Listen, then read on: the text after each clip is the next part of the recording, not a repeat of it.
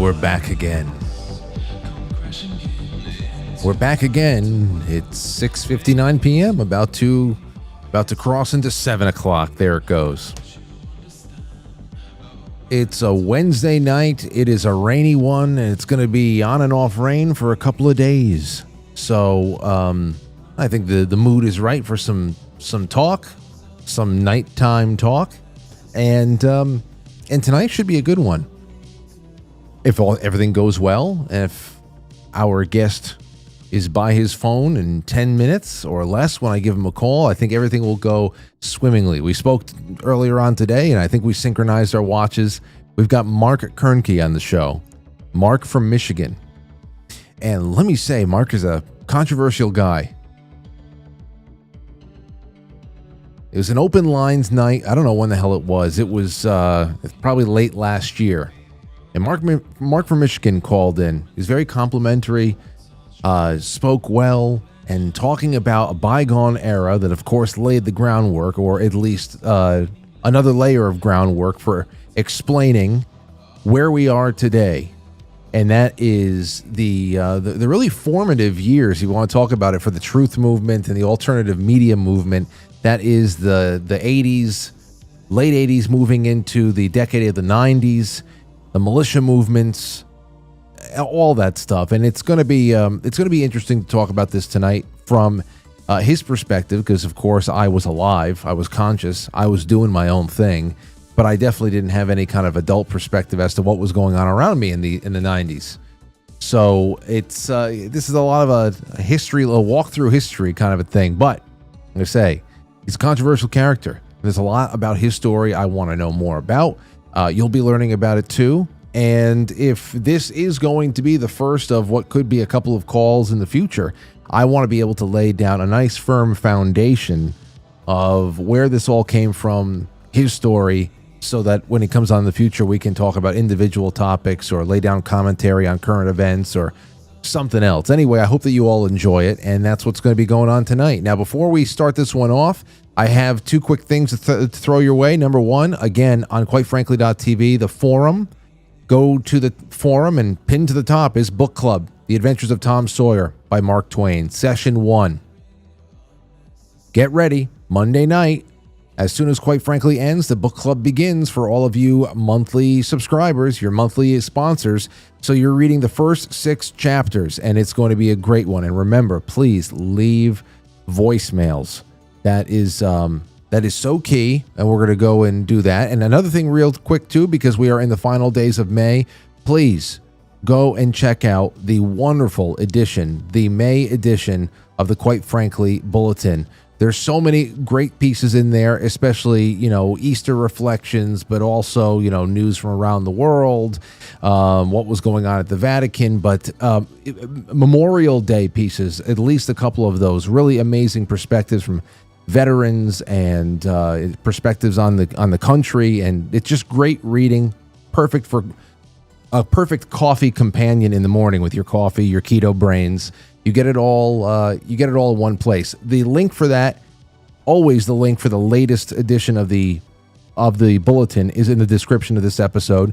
But if you want to read through the entire archive, then you can go to quitefrankly.tv, and up on the nav bar on quitefrankly.tv, there is a tab that says articles. And you can see all the past blog posts that John Carroll wrote for the show, and then an entire archive of all of the bulletins. So it's really great. It is fantastically produced and edited, and a lot of time goes into it. You'll be very impressed, and it's all done for your enjoyment. So please pick through it, because much of that is timeless. It is not dated, and you can enjoy it whenever. And then when the proper season shows up for some of it, like if you're reading the December edition, read it again next December, even though there'll be another Christmas edition out by that time. Whatever. Anyway, okay, with that being said, we're going to kick this one off. And please, what you can do right now for me is help me get this out into the public. So just share it. If you're watching it live or on demand, who cares? Everybody's got to watch it at some point, and that's the best. One of the pros of this time that we are in with media is that you can watch things whenever the hell you want. You know, your schedule can just be your schedule and everything else can fit around it. So please do that. And I want to, we will see if we have enough time, if I can bring in a couple of calls from you guys. If you have questions for Mark, I'd like to open up the hotline at some point in the second half of the show. We'll see if we have time, but no matter, I will be checking in on all the super chats.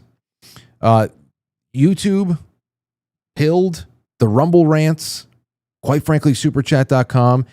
I will keep checking in on those to see if anybody has any questions pointed at the guest tonight, and I will find places to put them in there.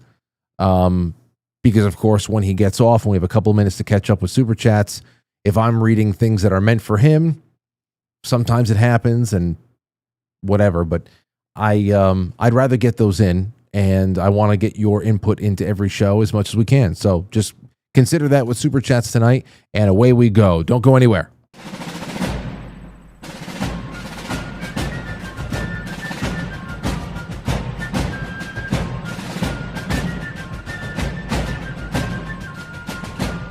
You let one ant stand up to us, then they all might stand up.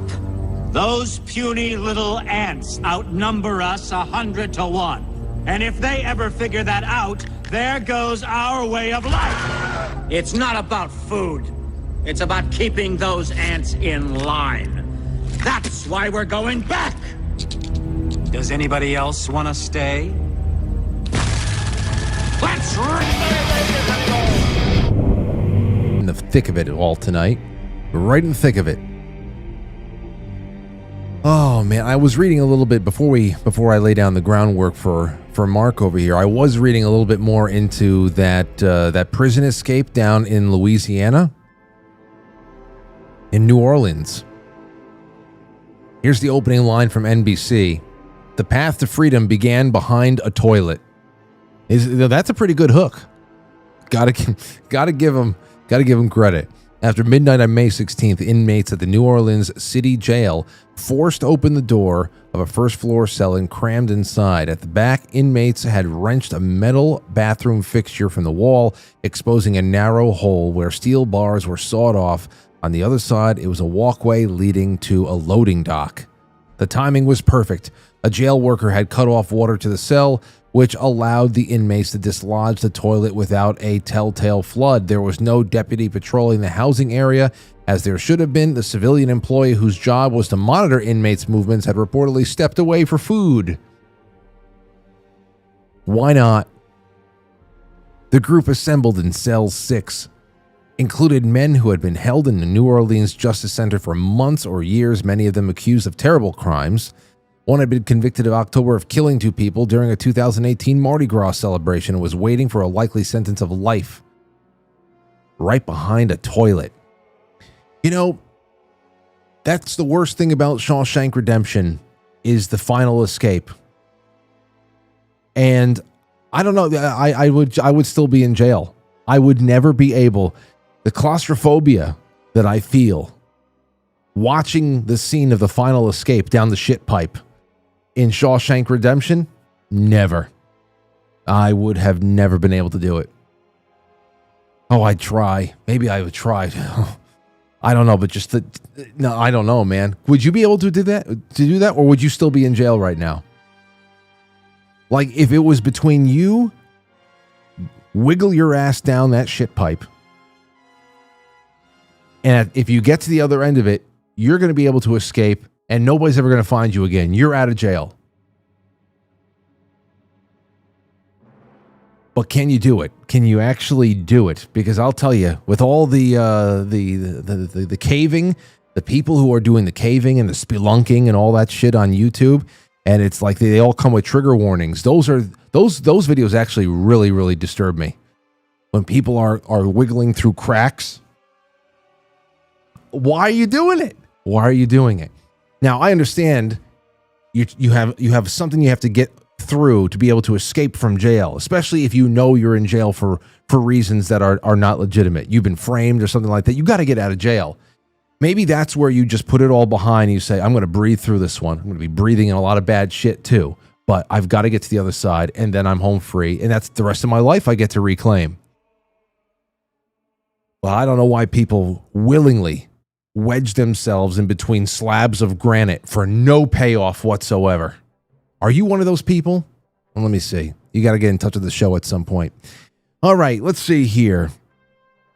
Now, Mark Koernke. Let's talk about Mark just a little bit before we get him on. I'm going to give him a buzz in just a second. I found so much stuff on Mark. So much, and you can too. So if you have any questions that I don't hit, please send them in to me. When Mark called in last year, I started the process of finding him a day on the calendar to tell his story. And it's a story that really, it really takes shape in the late 80s, early 90s, and all throughout the 90s when the militia movements were really growing, and largely in response to escalating tensions with federal government that, that was becoming a lot more brazen in its overreach. And we have a lot to point to. It becomes a lot more familiar. It really does, especially if you're someone like me who didn't have a lot of the adult perspective of what was happening in the news. And you really started taking tabs on, making tabs on things when you were stepping into bigger sets of shoes. And we started noticing things like the Bundy Ranch and the standoff with the Bureau of Land Management out there, which is actually how we met Chris Ann Hall. So there's a lot. You can start seeing how things really, history not repeating, but it does rhyme, and things becoming you find the precursor for all the things that you noticed for the first time. And then you start stringing things along. Well, Mark is going to help us string those things along tonight. And we're going to hear about the social conditions of the time, the development of alternative media, and look closer into some of the more tragic and transformative events of the 1990s from the perspective of a person who was in the middle of it all, and in a lot more public ways than many of you who were paying attention otherwise. This guy was making headlines. So his name can also be found on the ADL's glossary of extremists. So that's a +1 check for you all. There you go. He must be doing something right. The ADL thinks he's an extremist. Anyway, let's give Mark a call. Hopefully he picks up.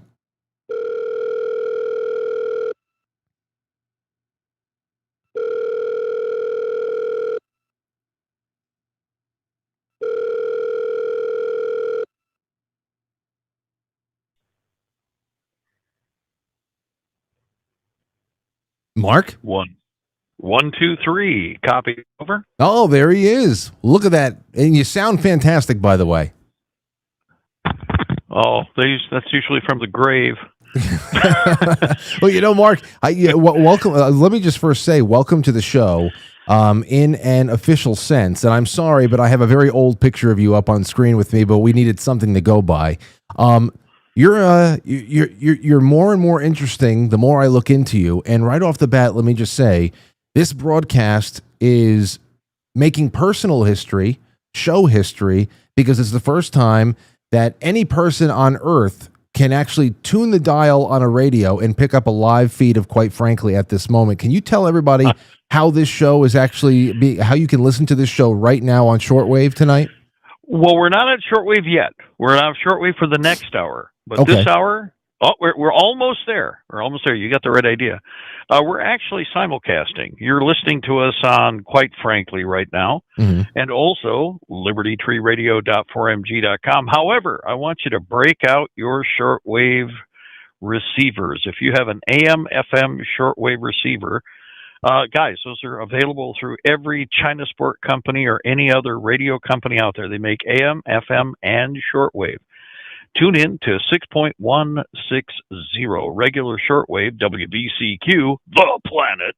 That's 6.160 regular shortwave. And when you're listening to us, the next hour, that's when the next hour comes up. That's from 8 to 9. Then you're going to be hearing us, as many other people are, around half of the planet on radio. So WBCQ has been out there for quite some time. They're a great company. Mr. Wiener's been doing shortwave, I think, most of his life, to be quite honest. He I had doesn't just do... Alan and Angela have been on the show before. This is so exciting to actually be on their network. And again, they've been doing alternate radio. It's the other alternate radio that's been with us for quite some time.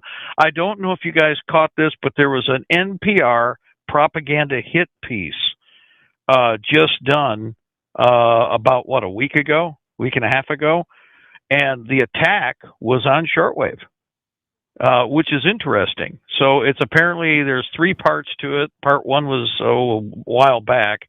I think these have all been pre-canned. But what's interesting about it is that shortwave, when we talk shortwave, let's qualify this for everybody.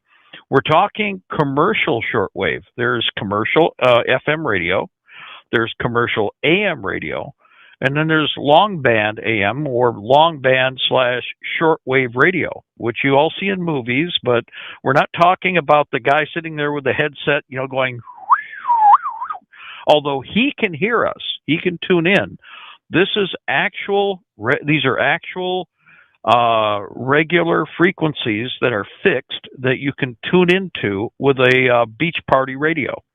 So you can have a lot of fun because, remember, this is totally anonymous. When you're on shortwave, nobody knows who's receiving. This is what they don't like about shortwave, is you can have an army, you can have 1 million, 2 million, or 20 million listeners, and nobody can know where they all are. That was also the beauty of regular radio. You know what? So, I would love the night, another bit of history, if I ever, because I told Alan and Angela that I would love to get some time on WBCQ, but of course it's one of those things where I'd have to get a sponsor for that because it takes some money.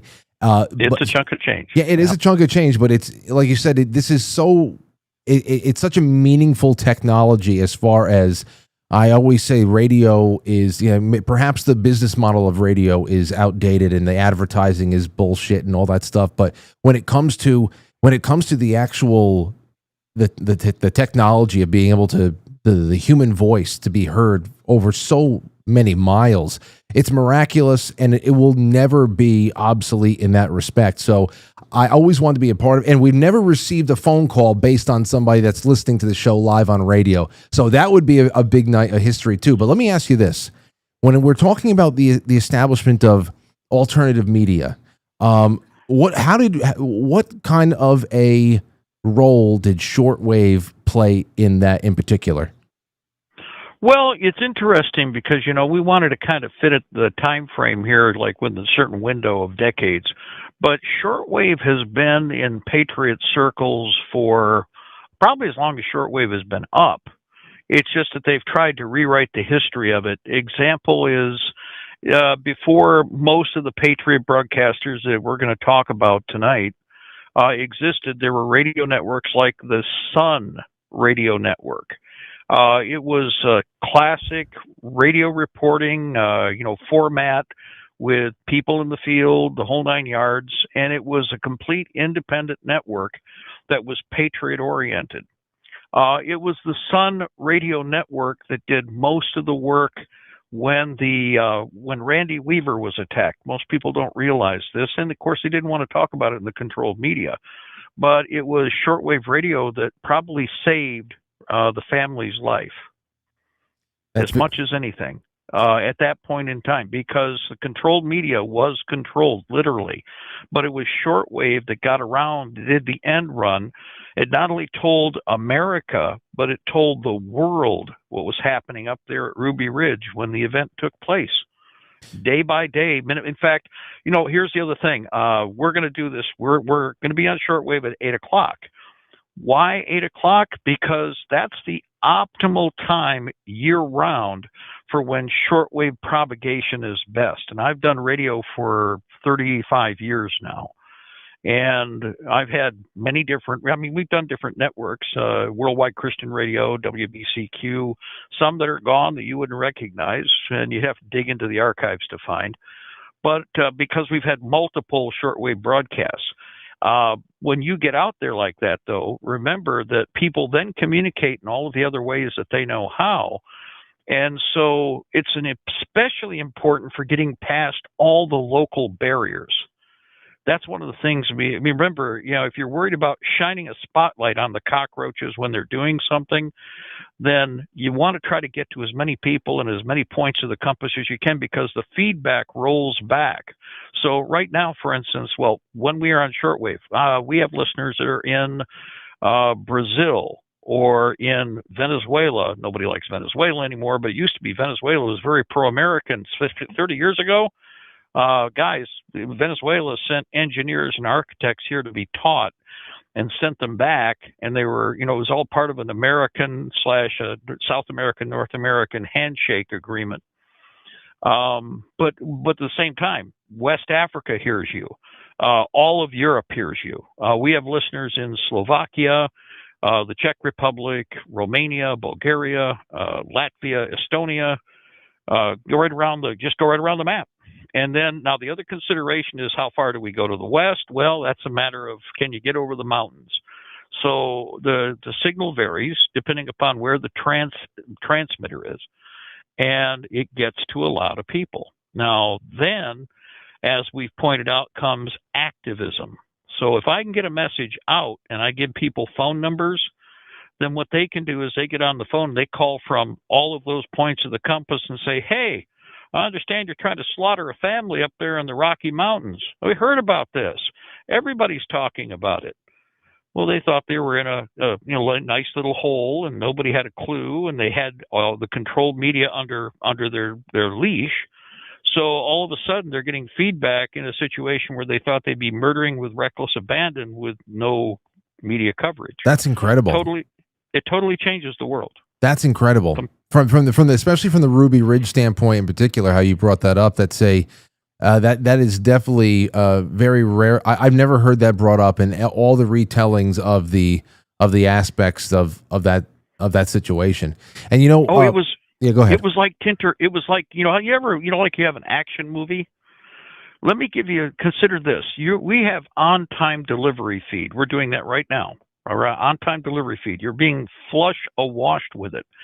But understand that there was no communications getting out, but the people who were phoning out by satellite phone to the shortwave feeds, to the central hub, and then getting the message out. And what's fascinating about this is it totally changed the dynamic, but people had to wait until they could hear it. So the message was getting out, accumulated information was built up, but because the phones were blocked, and nobody realizes this, you guys don't know the whole history. They blocked the phones for 3 counties. They controlled all of the radio and television for 3 counties in Idaho when they were sieging the Weavers. They shut down and martial lawed the area, but people don't talk about that. So everybody had to wait until the sun started to go down, and they could tune in their radio to hear what was actually happening, which made it even more pressing and important psychologically. Mm-hmm. But it brought this all to the attention. It was a tool that worked. Go ahead. I'm sorry. No, don't apologize. These are the stories I want to hear about. And we're going to talk a lot more about Ruby Ridge and Waco, and then, of course, Oklahoma City. But when G. Edward Griffin, the first time I got to speak with him, we were able to reflect. I asked him to reflect on how things have changed from the decades prior to, the audiences being able to access things digitally and all that stuff, and how there were so many years where the only real way that you're going to reach new audiences and attract new eyes is to be able to, pick up a pamphlet or a booklet somewhere at a flea market or a gun show or something, or a 10-day speaking engagement at a VFW building for someone who had just written a book or whatever.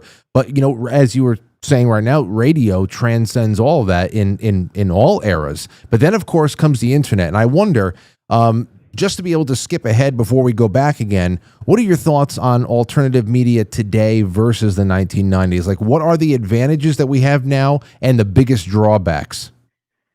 Well, the advantage we have is at your fingertip deployment, but what we have is a failure of people to act.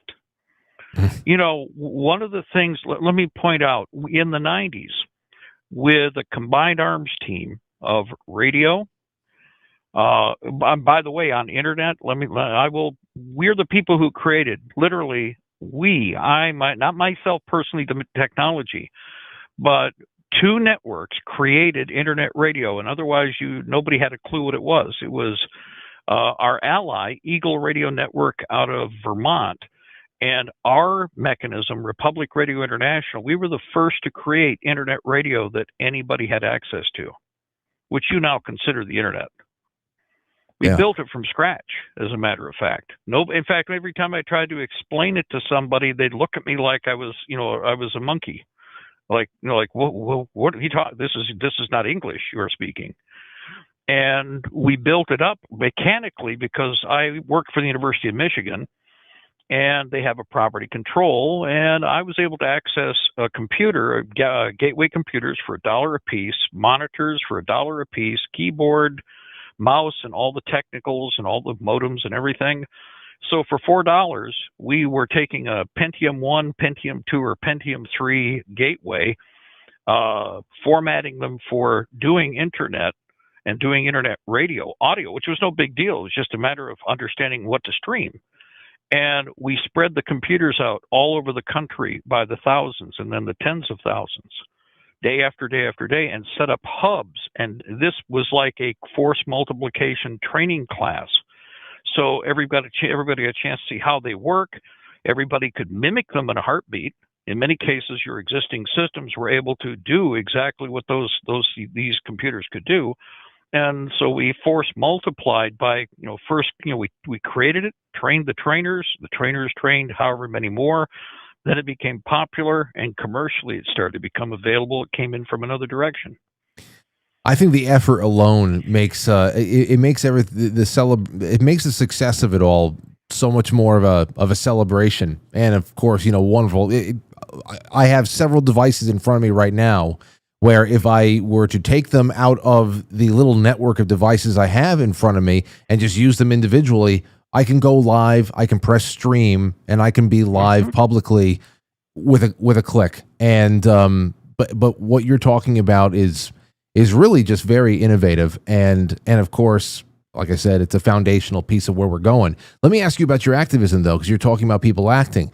What were some of your initial experiences in your life that shaped your worldview, especially as it pertains to liberty and tyranny in America?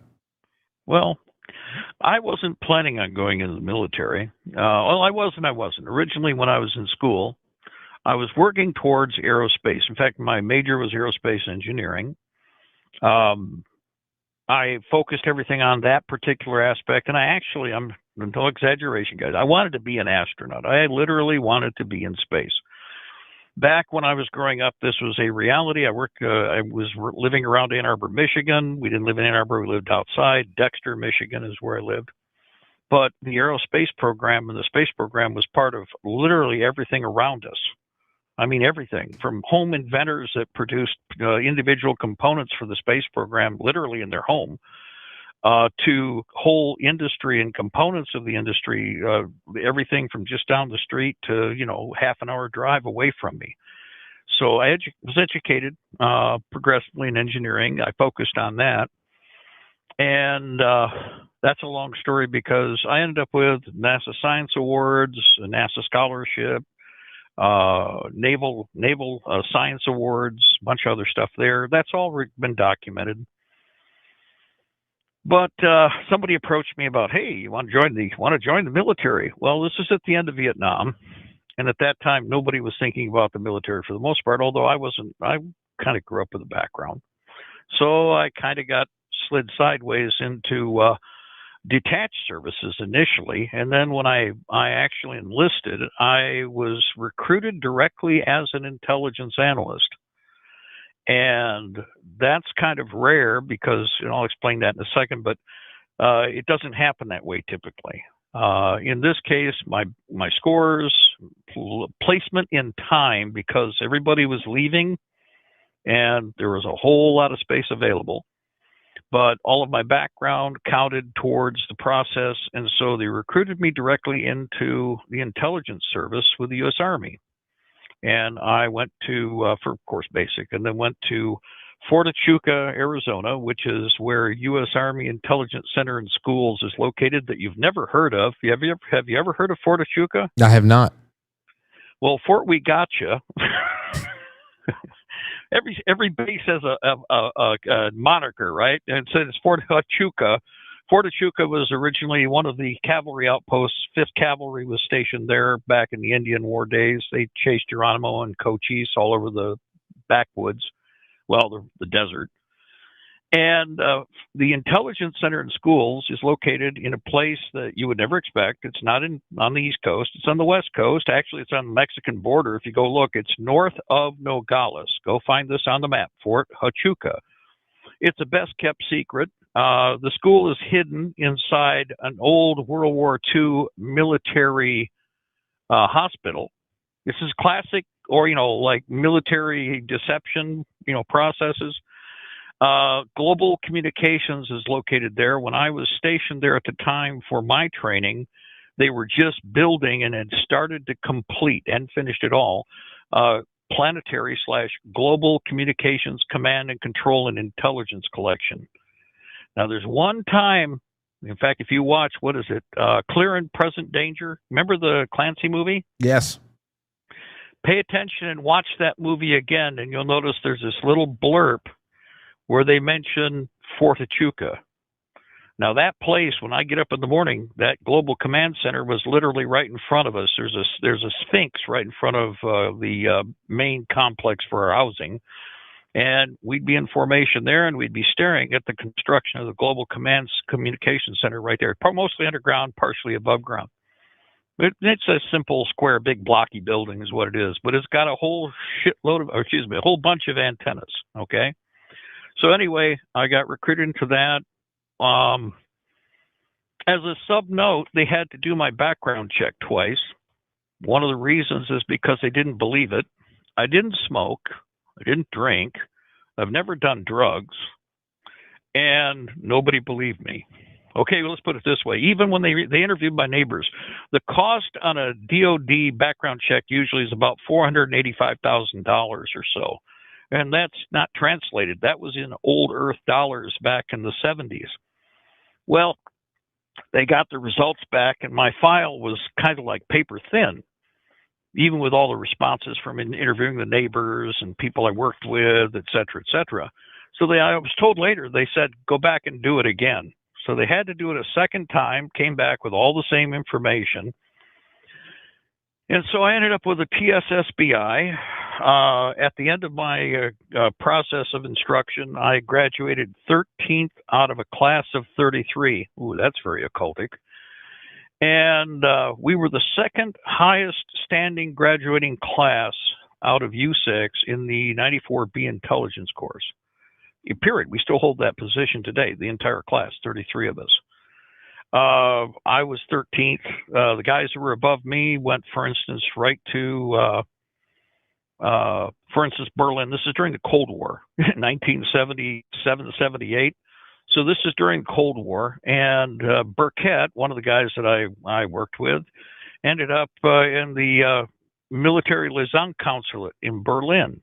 In fact, almost all of our group ended up in some pretty interesting jobs, simply because, first of all, we were qualified, we had the clearances, so we could, step into the seats. So I did what I was supposed to do. Now, when you hear intelligence analyst, there's a lot of things that come along with that. Most people who have worked as an intelligence analyst aren't. Mark, that's contradiction. No, it's not. Well, here's the problem. Most of the intelligence slots in the Army are promotion jumps, unfortunately. Instead of the person doing the job they're supposed to do as an intelligence analyst or a counterintelligence coordinator or whatever, typically people who are looking for promotional jumps drop into those positions because of grade and time. They typically are not qualified in terms of they never took any of the courses or instruction. They have no background in intelligence. They're usually there for 2 to 3 months and they jump to the next position based upon promotional interest. That's not how I entered the trade.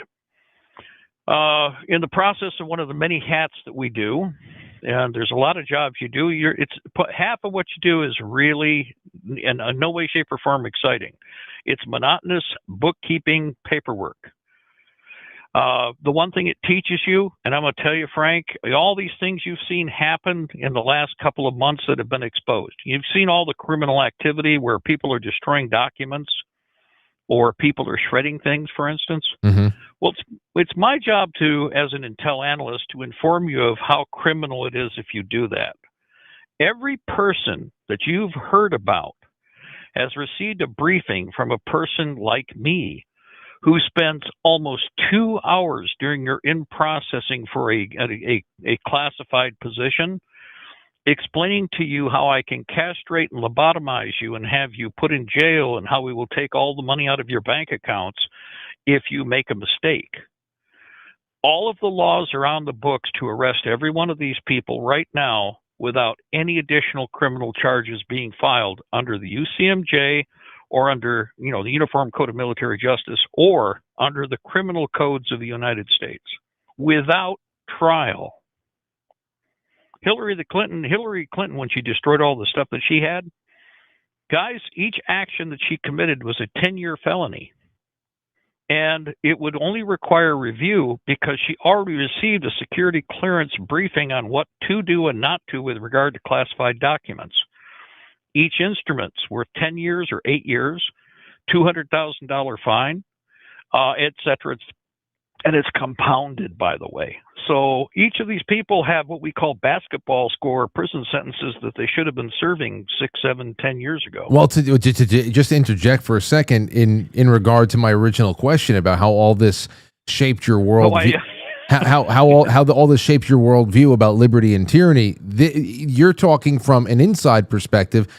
Many of us who've never worked, been in the military, worked in any kind of intelligence services or anything else like that, we see the same things. I mean, you have seen how the sausage is made in that respect, but we're on the outside and seeing the same thing, and it is shaping our worldview every day about how, what we see, what pertains to liberty and tyranny and what we should expect from the system.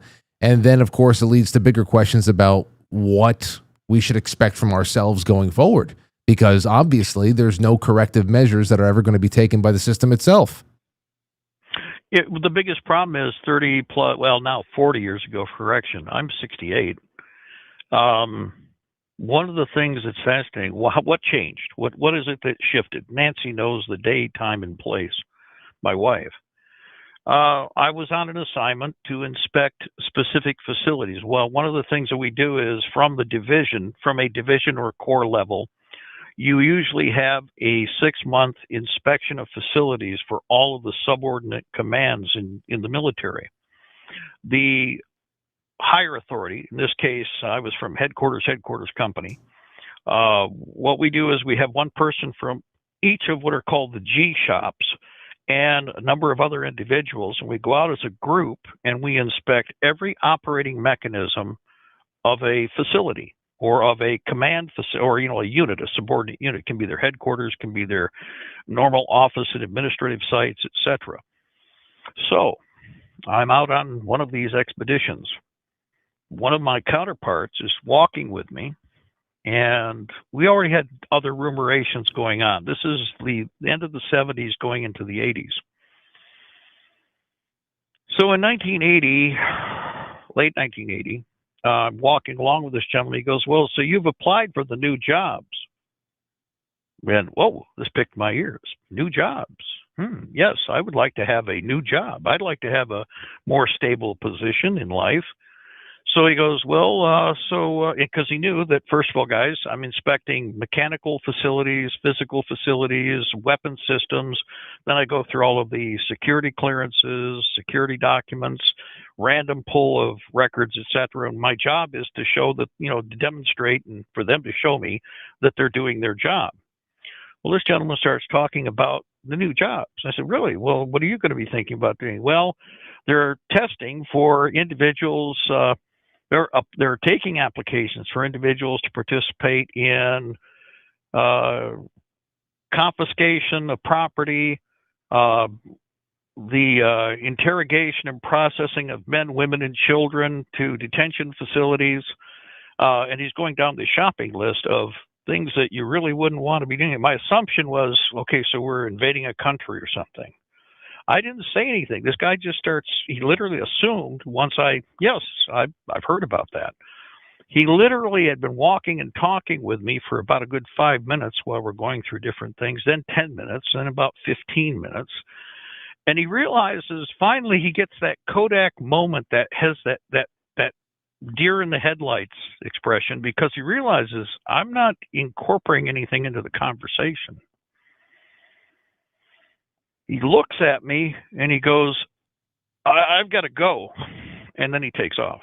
Now, basically, he was talking about confiscation of property, the acquiring of men, women, and children for detention, the processing and interrogation of men, women, and children for interrogation in a detention or process facility. And I'm like, okay, this isn't anything that I've heard before. I've heard it before, but I know where I've heard it, and it wasn't in the U.S. So the gentleman disappeared. And in the process, another individual shows up. And I asked, where is Mr. I won't say names because some people learned and became good friends.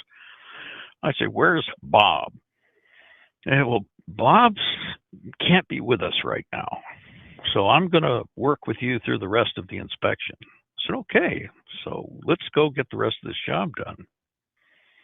Basically, what he had explained to me, what I eventually figured out because of other pieces that came later, is that this was part of Rex 84, REX 84. Now, first of all, they absolutely denied that Rex 84 existed. But Rex 84 was designed to be a takeover of the country from within, and a physical confrontation was expected. Now, this was my first experience. It kind of hit me, like I had did the rest of my job that day. We did everything we were supposed to do, got everything signed off. We shook hands with everybody, gave them a salute and said, you guys did a great job, 100%, everything's the way it's supposed to be. But everybody had become very standoffish and quiet from about the time that Bob disappeared. So it's like, I'm learning something here. So upon return to command, we then found out we were going to have a series of meetings. These weren't scheduled. They were something that was coming in from Washington, D.C. Now, from each of the shops, whenever we had these special briefings, each one of us in each of the shops took turns participating in the activity because it burned up an entire business day. And all the other work that's required, which is tedious, boring, but also repetitious and absolutely necessary, was required. I still had to process background checks, security clearances, physical security reports. There's all kinds of other records and documents that have to be processed for secure purposes because I'm a records custodian. This is one of those people that we sign for everything. You can't take it from me without me knowing where it's going and when it's coming back. And it's very limited access for whatever it is that I have control over. Well, so the next step in our epiphany here of how the world really works is we had a series of meetings, one after another, in which we had a dog and pony show crew from Washington, D.C. We didn't know who they were, coming in and giving us a series of kind of like interrogation question and answer events, but also giving us a cheer session, a rah-rah session about basically acquiring power. Now, I only sat in 1 out of 3, and each one of us took turns. A total of, I think there were 16 or 17 of these briefings. Each one took place about 2 weeks apart, although some of them were, a couple of them were 3 days apart because we actually had to come in for, and extend our active time in order for us to participate in them. And this is about 1984, 1985 at this point? No. This is 1981. 1981, early 1981. And we had no idea what was going, but we were able to piece it together. I mean, we had a pretty good idea. Basically, my counterpart, who was a CI, counterintelligence agent, spent the day up there, and I'm busy in the office, which is a bunker, by the way. Basically, it's like living in it's like being in your bedroom with no windows, steel reinforced with a blast door, and you have a whole pile of files with cups on the top of them for thermite grenades, so that if we end up in trouble, you're supposed to put a thermite grenade on top of each file, pull the pin, and get the hell out of the office, because it's not going to be anything cooler than the temperature of the sun in there in a minute. So I'm busy at my manual typewriter, because we used manual typewriters. And the reason we did manual typewriters, guys, is because that way there's no electronic record of what you typed. Does everybody understand this thing about records? Why this whole thing I mentioned earlier is important? Mm-hmm. So I'm typing, and everybody usually, we got done with these things. They were always just tense events. It was nonstop press. You know, they wanted response from you. They wanted to see how you're going to react to what they were proposing. So Dave sits down, and I'm giving him space, and he's just staring at his typewriter. And finally, out of the blue, he goes, "Mark, those bastards up there could care less what country or who they work with, as long as they got a paycheck and power." And he said, "Well," so I said, he goes, "We can't talk anymore in here about this, and we have to talk after work." Now, one of the reasons is because we don't know who's listening on the phones. Just because the phone's hung up, you all know that doesn't mean that it isn't wide open. And we were in a secure point to begin with, which is classified. So we met later. Everybody pretty well agreed. We finally figured out eventually, because of other information we had, that what we were looking at was the inside of Rex 84. A combination of different units that they consider to be select have been chosen. My personal position on this is that George Herbert Walker Bush was planning an internal coup against Ronald Reagan. And it was it was moving towards that purpose. Reagan would have been out of the picture. And if you recall, Reagan, they had the assassination attempt on Reagan. Reagan did come back into power, but before he did, Reagan, the chief of staff, and all of the other, Watts from the Department of the Interior was pushed out by pushed out by George Herbert Walker Bush. Bush, while Reagan was in the hospital, pushed out every Reagan man that was in the cabinet and replaced him with either former CIA or Rockefeller operatives. So while Ronald Reagan was at the head of the office, it was no different with him. He wasn't incapacitated like Biden, but he was utterly isolated in his position, with nothing but neocons or flat-out communists operating the regime behind him. And what we were facing, what we didn't know, but we finally figured out, is that we were on the edge of a civil war, which nobody talks about. Well, this is go ahead. No. If there's more to the story, keep going. I just thought that would be a good segue there too, because obviously now we're starting to drift into, this is all the backstory leading into the real rise in the militia movements in the 1990s, which again, I wasn't old enough to really understand, but I was old enough to remember all of the headlines and what was going on. And now I'm just looking back more and searching for information. And the timeline is starting to materialize here. So if you're bringing us to what would be Rex 84 in around 1984, then yeah, let's set the stage for what would be the 1990s and the militia movements that would grip the entire country. And there was constant talk, from what I'm seeing now, constant talk of civil war, because there was actual physical mobilization. People talk about civil war now, but it's just because of ridiculous bickering and inane debates about gender identity and all that other shit. In the 80s and the 90s, men were getting together. They were meeting. They were analyzing things, and there was actually physical movement on the ground. At the time that we're talking about, we actually had a division in the military where you had two different factions. You have the same thing going on right now in the military.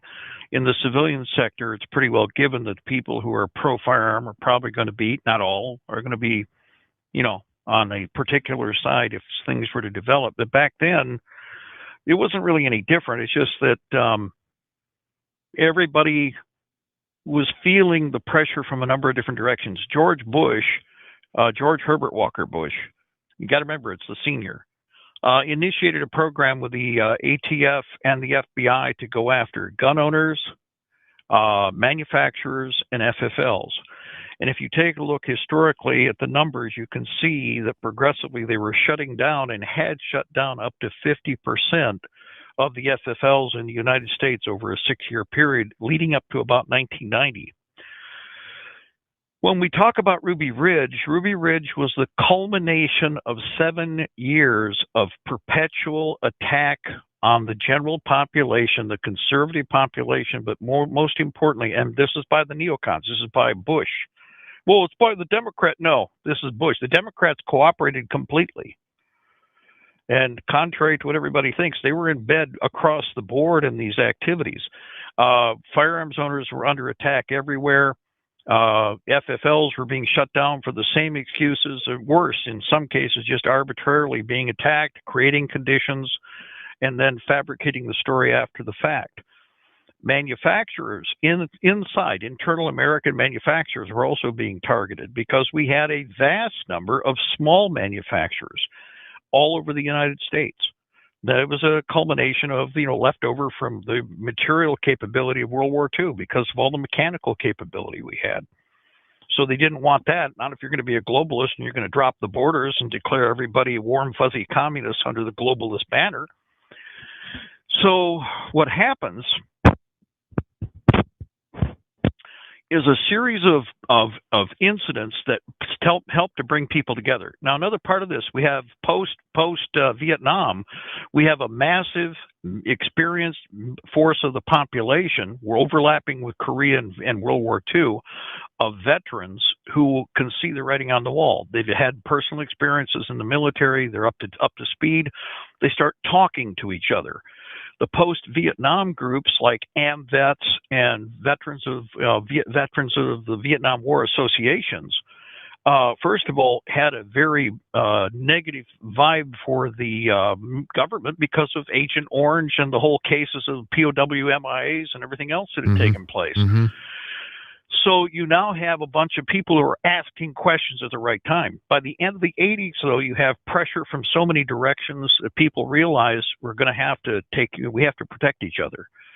And this had already been developing. Again, like I said, you can't say it just started in the 80s because it didn't. It had been developing in the 70s. It existed in the 60s. And here's what most people don't know. The 40s and 50s was quite dynamic, but the history has been made to disappear. We won't get on that right now. We'll have time for that some other day. All of these people collected into the late 80s in being able to intercommunicate with each other. And no, we didn't have the internet. We talked to each other. And I think this is the most critical part. Like I said earlier, with our problem with the internet, is we have a tremendous data stream coming in, but nobody's using it. We have the fingertip ability to focus energy and manpower anywhere we want and take all these people that claim that they're interested in the protection or safety of the country and focus them like a diamond. But obviously, the manipulation of the new controlled media, which used to be social media that was open, has dictated that that's been diffused. Back then, personal word of mouth, like you said, pamphleting was done, but that was to create interest. And then there was still the idea that you had something that everybody forgets. You had cassette tapes. You had then VHS tapes. Later on, you have CD and DVD discs. Well, when the cassette tape was available, I could say something and somebody could make a copy and it would physically be reproduced and passed down the line. The same is true with the VHS tape. The VHS tape was, I think, the most critical tool, and I'm going to say this, it's superior to most of what you have today. And everybody's going to go, what? Well, let me point something out about the VHS machine that does not exist right now. And I'll give you. I know we're going in a sidebar here, but this is critical because you have to understand how do you communicate. Frank, if you saw something out the window, how long would it take for you? Or no, I'll correct that. If you saw something right now happening that was taking place on a media service that you were looking at, how long would it take for you to record that? On the internet? I mean, not. Yeah. What would I have to go through to do it if I wanted to record it? I'm watching it right now, and I need to record it right now because I might lose it completely. Well, how long would it? You can take your phone out and you can just videotape the screen. You can also do screen recording. I mean, there are some things that you can do quick with screen capturing, moving screen captures. But I think the quickest thing, even though it would be crude, is to take the phone out of your pocket, to fire up the camera real quick and just videotape the television or something else. And hopefully your fingers work right and the digits are, not too far off and the buttons don't act up on you, et cetera. Think about all the things that happen every time you try to do that. Yeah. Right? Yeah, something can happen. Now let's go to VHS technology. I hook a VHS machine up to whatever audio video system I have. Tape was originally meant for audio. In fact, for doing radio broadcasting, VHS tape is the best medium for rebroadcasting for taping. Most people don't know that. And it was made for industrial purposes for that reason, okay? But here's the thing. How quickly can I record something on a VHS machine? You ever thought about the process, the simple process? You put a tape in the machine. You leave the tape in the machine. You hit power. You wait for it to power. In fact, if you have it powered up, which most of us did, all you do is when you see something that's all of a sudden on TV, you walked over and you hit that red button or you hit the remote that said record, and you were instantly recording with no hesitation, no mistake, no possibility of failure. Do you realize how valuable that is for on time at that moment recording of something that may be in the electronic medium? Well, I mean, not to get into semantics or to, but to play devil's advocate, you're talking about, we have so many more. I think the most valuable media that we have available to ourselves is not available on the television anymore. So I don't even know a reason why anybody would be watching, cable news or something like that and need to have the record button ready on the VCR. But back then when, 100% I can see why that would be the pinnacle of archiving information in the decades that we're talking about. But today it would not compare to what obviously I can pull out of my pocket with the phone. But when we're talking comparing generations, that is the pinnacle, and it is pretty turnkey. Well, the thing is, the most important thing is turnkey. I can hook that system up to any number of other systems or technologies that are providing a service, and I could record. But my point is that it was a single action to activate the recording process, which is incredible, even by today's standards. How many actions do you have to go through in order for you to bring something into service to make it work? Right. Okay. And then, even then, you can lose it. You know what I mean? In other words, you can make a mistake. I get you. One of the things about the technology, when you're looking at ergonomics with weapon systems or communication systems or whatever, is time to target, ease of use. Okay, that's most important. It has to be mechanically bulky. This is the other thing everybody makes the mistake of. That's why I pointed out, phones are tiny. And why is it the keypad? Now, granted, you can readjust it. You can set everything up so you can go to a wide pad on the screen. But you don't have to even do that with a VHS machine. And this technology could be hooked up to anything that provides an electronic image or sound. So I walk up and I just hit record, or like I said, now I have a second device, a control. I can hit the switch and it functions. Right, but Mark, again, so go ahead. No, it's hooked up to a TV though, and we're not going to. It doesn't have to be a TV. No, but we're talking about recording technology because, well, okay, somebody is providing a service, like you're providing this service right now. This is something we have to think outside this. If I wanted to catch it, because I need to be able to show that what I saw is what I saw. The biggest problem we've got is most everybody will say that AI can alter it or whatever, which is true. That's the new part of the formula that's going to mess with everybody's head. But to be able to catch when people are making a mistake, showing what they're not supposed to, and it doesn't have to be on television. It could no matter what system we're working on, the ease with which I can capture an image, the faster and quicker it is, the less likely I'm going to lose more of what I need somebody else to see. But this has been, I don't know. Okay, well, I want to move on. I understand. Yeah, we're at the top. Go ahead. We have to move on to something else, because we can. It's most of the internet is people taking their phones out quicker than any of the guns in the old West and capturing everything in front of them, and they would not be able to do that with a VCR. And so I understand what you're saying, but we're right at the threshold of the big topics of tonight. Now that we have your background on the books, but it's 8:00. Is there anything you want to do to welcome your radio audience?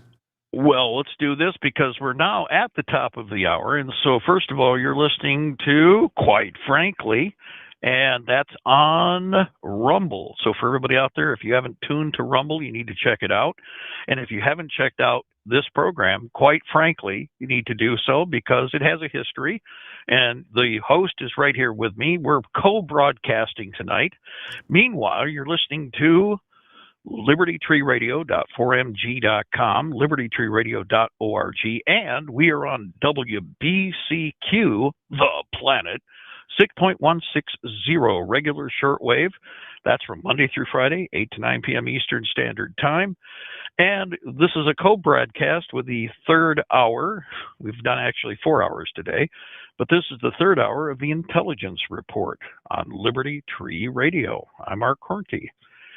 And let me just say that we have just made history on Quite Frankly. So welcome to all of our new listeners right now, and I'm glad to be doing this with you, Mark. So just so everybody knows, for the last hour of the broadcast, we have been laying down a very intricate history of Mark's background in the military and his awakening moments, and we're kind of building up the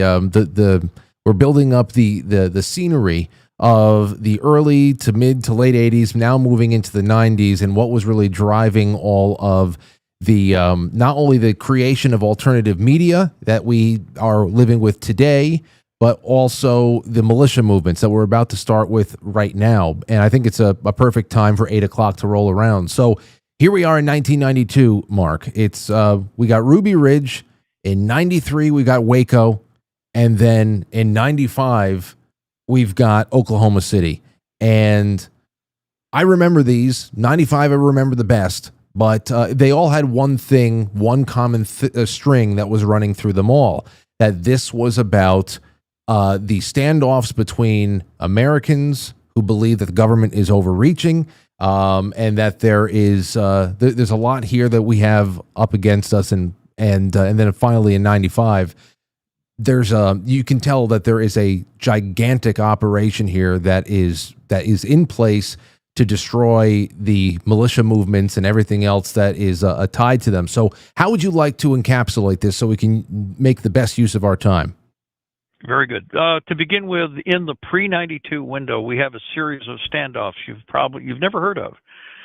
They didn't just happen in, Michigan. They happened all over the country, but they happened with Patriot militia success. Before you heard about the militia, we had a tremendous number of individuals who worked in law. Well, that's pretty peaceful. The problem is people learned the hard way that whenever you get as good as the bad guys are in court, and then when you surpass them and become better, do you know what the solution is? You kill the people who are the competition. And that's what the government was doing to the legal process, the people who were in our legal processes. They were singling them out, targeting them for attack. And so one of the things that brought us to the militia movement, as you would know it in the 90s, was a series of standoffs in which the Fed and state police or other agencies would try to acquire and carry away our legal people.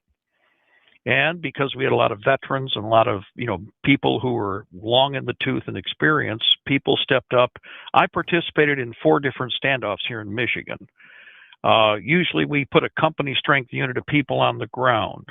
The Fed and the state police and the others would put almost a comparable number, about 160 to 180 people, 200 people facing off against Americans, protecting a person who was a Gandhiite.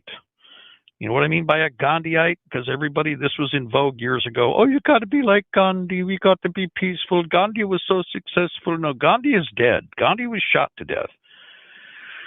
So people realized that if we didn't step up, and we did, we stepped up, stood in the way. Each case, the Fed backed down, not us. You never heard about that, did you? No. I guarantee you haven't. You want to know why? Because it doesn't fit the narrative. So these standoffs would last 1 or 2 days. What's really bizarre, I swear before my Lord and Savior Jesus Christ, I'm a first-person witness. At each one of these, a limousine with a Washington, D.C. license plate showed up. It would pass the location, slow down, blacked out windows, go past, turn around somewhere down the road, go past, and all of a sudden everybody was pulled out and they stepped back. Sounds weird, doesn't it? Mm-hmm. Yeah. So anyway, what's fascinating about this is these series of actions, not just here in Michigan, happened in Wisconsin, happened in South Dakota, happened in Colorado, happened in eastern Pennsylvania. It happened multiple times down in Florida, northern Florida and southern Georgia. We had patriots all over the place. There was a massive movement that was going on already.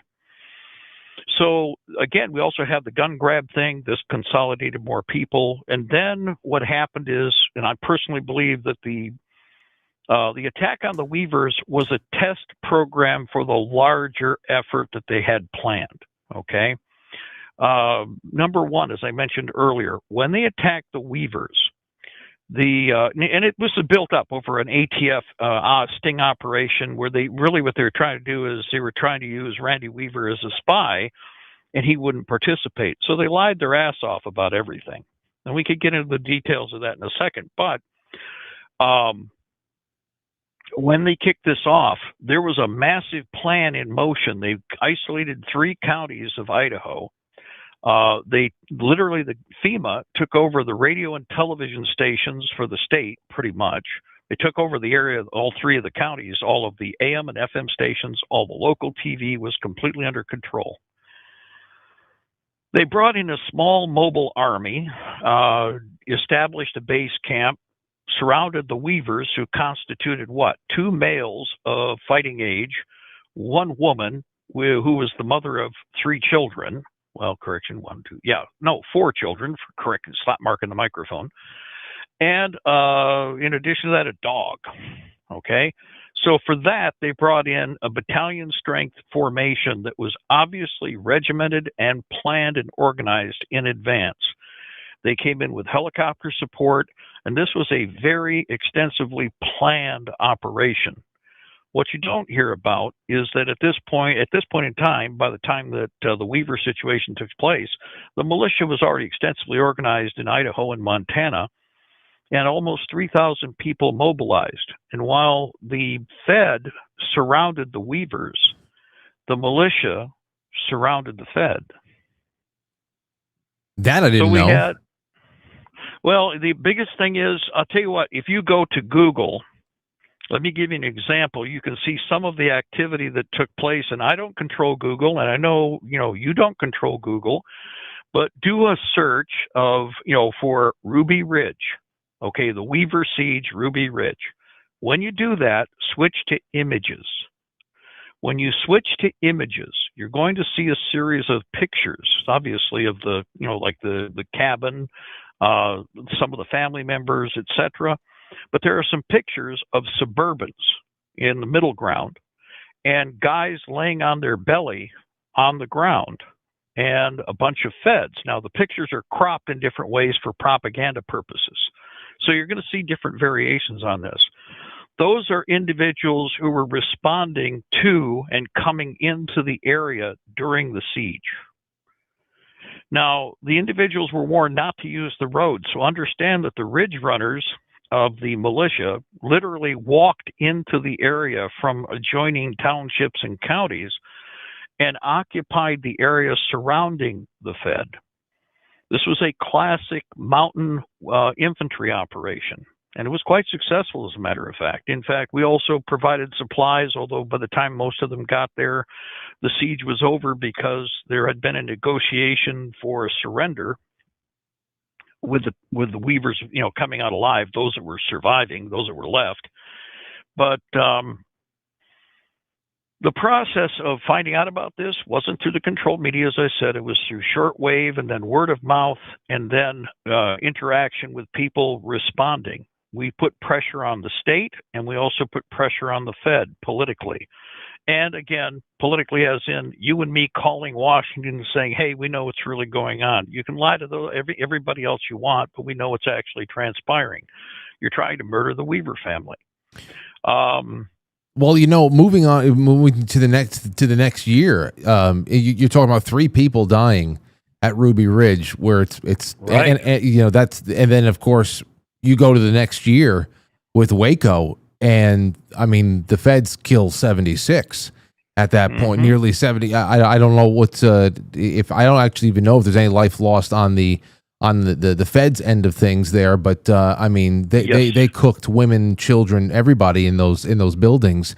That's just the next year later, and of course this all has tie-ins to not only to militia movements, to Second Amendment groups. There's very big firearms aspects to all of these early 90s events. Well, plus an election event. Let's not forget that you're right in the middle of while this is going on, you have an election process. But let me point something out. What was the date for the attack on Ruby Ridge? Do you remember? It was August. It was August, late August. Now, here's what's fascinating. When did they plan the attack on the Branch Davidians? Oh, I don't know. I don't know about the planning. I don't know. What was the date for the attack? Let's put it that way. What was the date for the first day? The first day, remember, was not April 19th. April 19th was planned to be used because they wanted to burn them down on Patriots Day. April 19th is the day the hot shot was heard around the world, and the globalists wanted to turn that around and make that a you need to be scared shitless of government day. But the first attack, the siege lasted so many days, okay? You do understand that they had planned in advance, a year in advance, attacking the Branch Davidians. I did not know that, no. Now, let's add to the formula, because you've now acknowledged that, well, it was only a year later after they were doing the Weaver family. Guys, the original plan was laid down under George Herbert Walker Bush's administration. 1 year before the attack, a complete, full mock-up of the Branch Davidian home and church was built at Fort Hood, Texas. For 1 year before the attack, the ATF and FBI were practicing the assault on the Branch Davidian home and church. Was this made public in some way? It's all publicly known. Here's the thing. This information was available before the attack took place. We know this. What most important is, and again, this is where you've got this to give you an idea how deep the plan and process was. This didn't happen in a vacuum. Each incident didn't happen in isolation. It was a progressive, planned escalation of attacks on the population. The purpose behind this was that step one was a practice exercise in another region. Remember, there are 10 regional governments, another region of the country. But while the Weaver attack was going on, the next phase was already in motion and planned by George Herbert Walker Bush and his administration. The logic was that Bush was going to get a second term. Bush would have continued just as Bill Clinton did with the gun confiscation process in its second phase. The Weaver attack was part of the training cycle, but also building up pressure. Even as they did that, they established and built the mock-up at Fort Hood at the same time. So they were preparing for a bigger action for the purpose of propaganda. Now, understand that if it had gone the way it was supposed to, let's think about, first of all, they're practicing. They bring in ATF and FBI units from all over the West, and some even from as far as the East Coast, to train at Fort Hood to practice for the attack on the Branch Davidians as a big propaganda opportunity to raise funds, to develop fear, and to develop expertise for a larger police state with regard to actions against the population. In what I'm trying to look for right now, and obviously it from what I'm seeing, it's well documented that the ATF had been investigating the Branch Davidians as early as 1992, but so there has to be a lot in investigating. I have to imagine that trying to understand the compound and how they were living and the ins and outs of things, I guess that's believable that would be it. But there's nothing really published about how there would have been models constructed. Where have you found that out? No, this is not a model. This is a full-size training site. This was a site put on Fort Hood. Here's the thing. Oh. Why were the Israelis involved in this?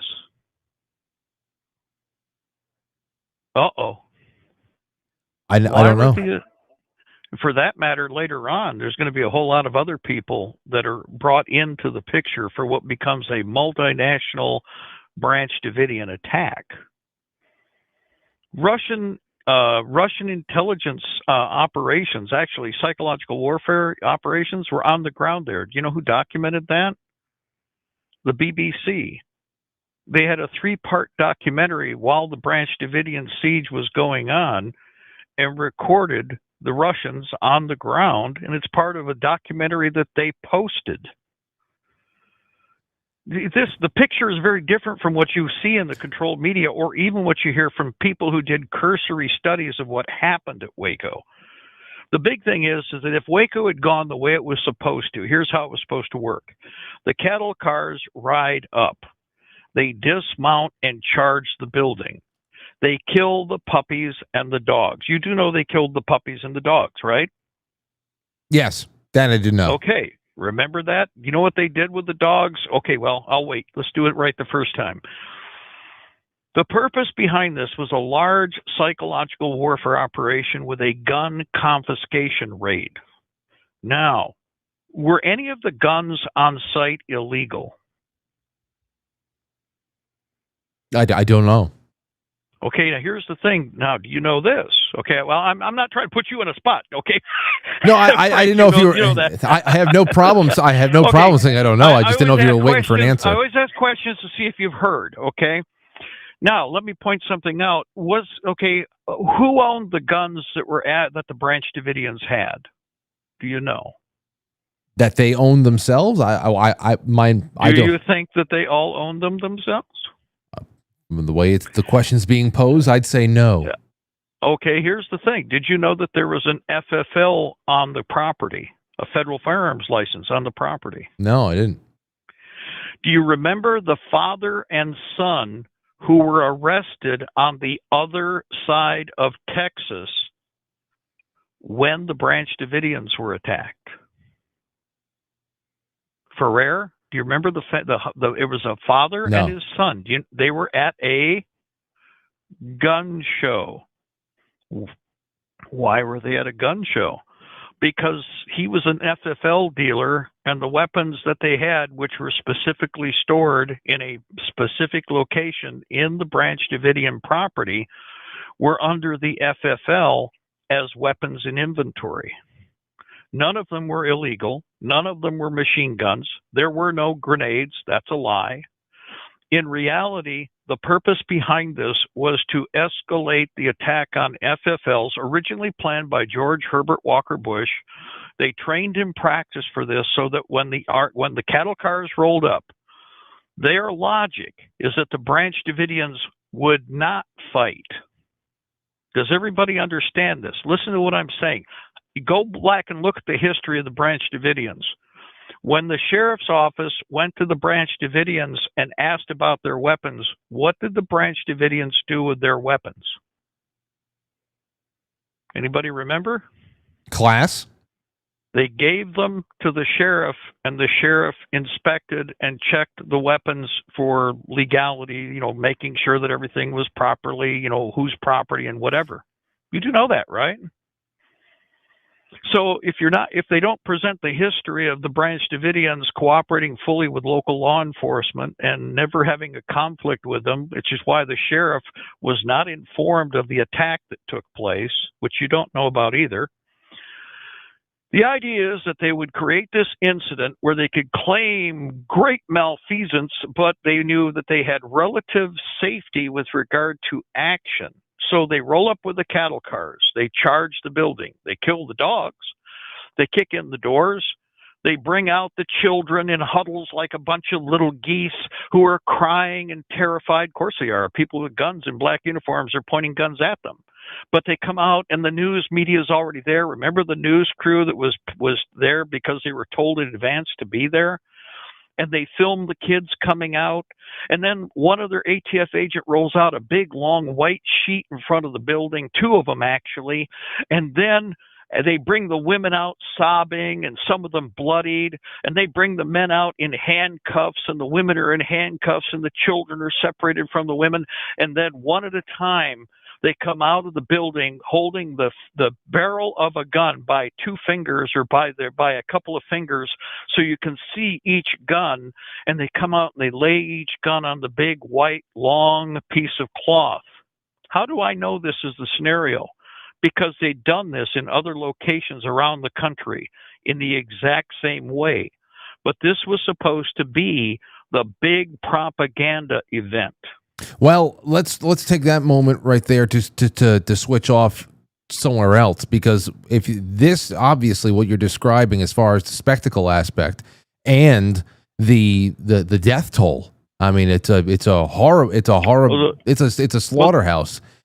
Right, but the death toll is only because, again, what happens is, remember at the beginning, the attack, one of the things, you start shooting and people are going to figure that you probably are serious about killing them. You know that the dogs were killed in the initial attack, right? Okay, now, the thing didn't go as expected because once you start shooting at people, people might think you're trying to kill them. And when you hear outside, have you ever heard the soundtrack of what happened? The soundtrack of what happened? No. Of the attack, the day of the attack. When the ATF comes in, there was an entire team whose sole job was to execute all of the animals on the property. Cats, dogs, didn't make any difference what it is. It's all recorded. So the bat faggots jump out of the back of their cattle cars. They start running up towards the building. An element goes off to the side and starts bang, bang, bang, and all you hear is that's part of the soundtrack you're supposed to hear, but the controlled media won't give you. So what are you supposed to think, Frank? Somebody's charging up on your property, and they start shooting everything that's alive outside. Oh, they started doing this before the confrontation at the door. Now, the bullshit propaganda piece you see where they did a movie while Waco was taking place, they did that BS propaganda piece called Waco. Anybody remember that? That was done during the siege. It wasn't done. That was done as it was filmed progressively to be a damage control piece. Nobody was waiting inside to shoot the bat faggots. I wish they were. Hardly anybody was armed initially when the bat faggot showed up. Now, here's the thing. An elder, Koresh, one other family member, and one of the little kids. And the kid was not paying attention to what mom said, so he ended up out on the front stoop with everybody else. Why? God knows. Well, it's God's fate. But anyway, they're killing the dogs. Meanwhile, he's going, whoa, whoa, whoa, wait, whoa, we got women and kids in here. And the bat faggots open fire. So what would you do, people? They're killing everything that's alive. And then they start shooting your people. The family elder was shot. He was the oldest senior member of the Branch Davidian church that was there. He was shot in the gut. He was a World War II veteran. He got shot multiple times in the gut by one of the bat faggots. He falls back into the vestibule area, into the area just inside from the doors. He was badly hit. He kept begging people for a gun so he could kill himself because he knew exactly how badly he was hit.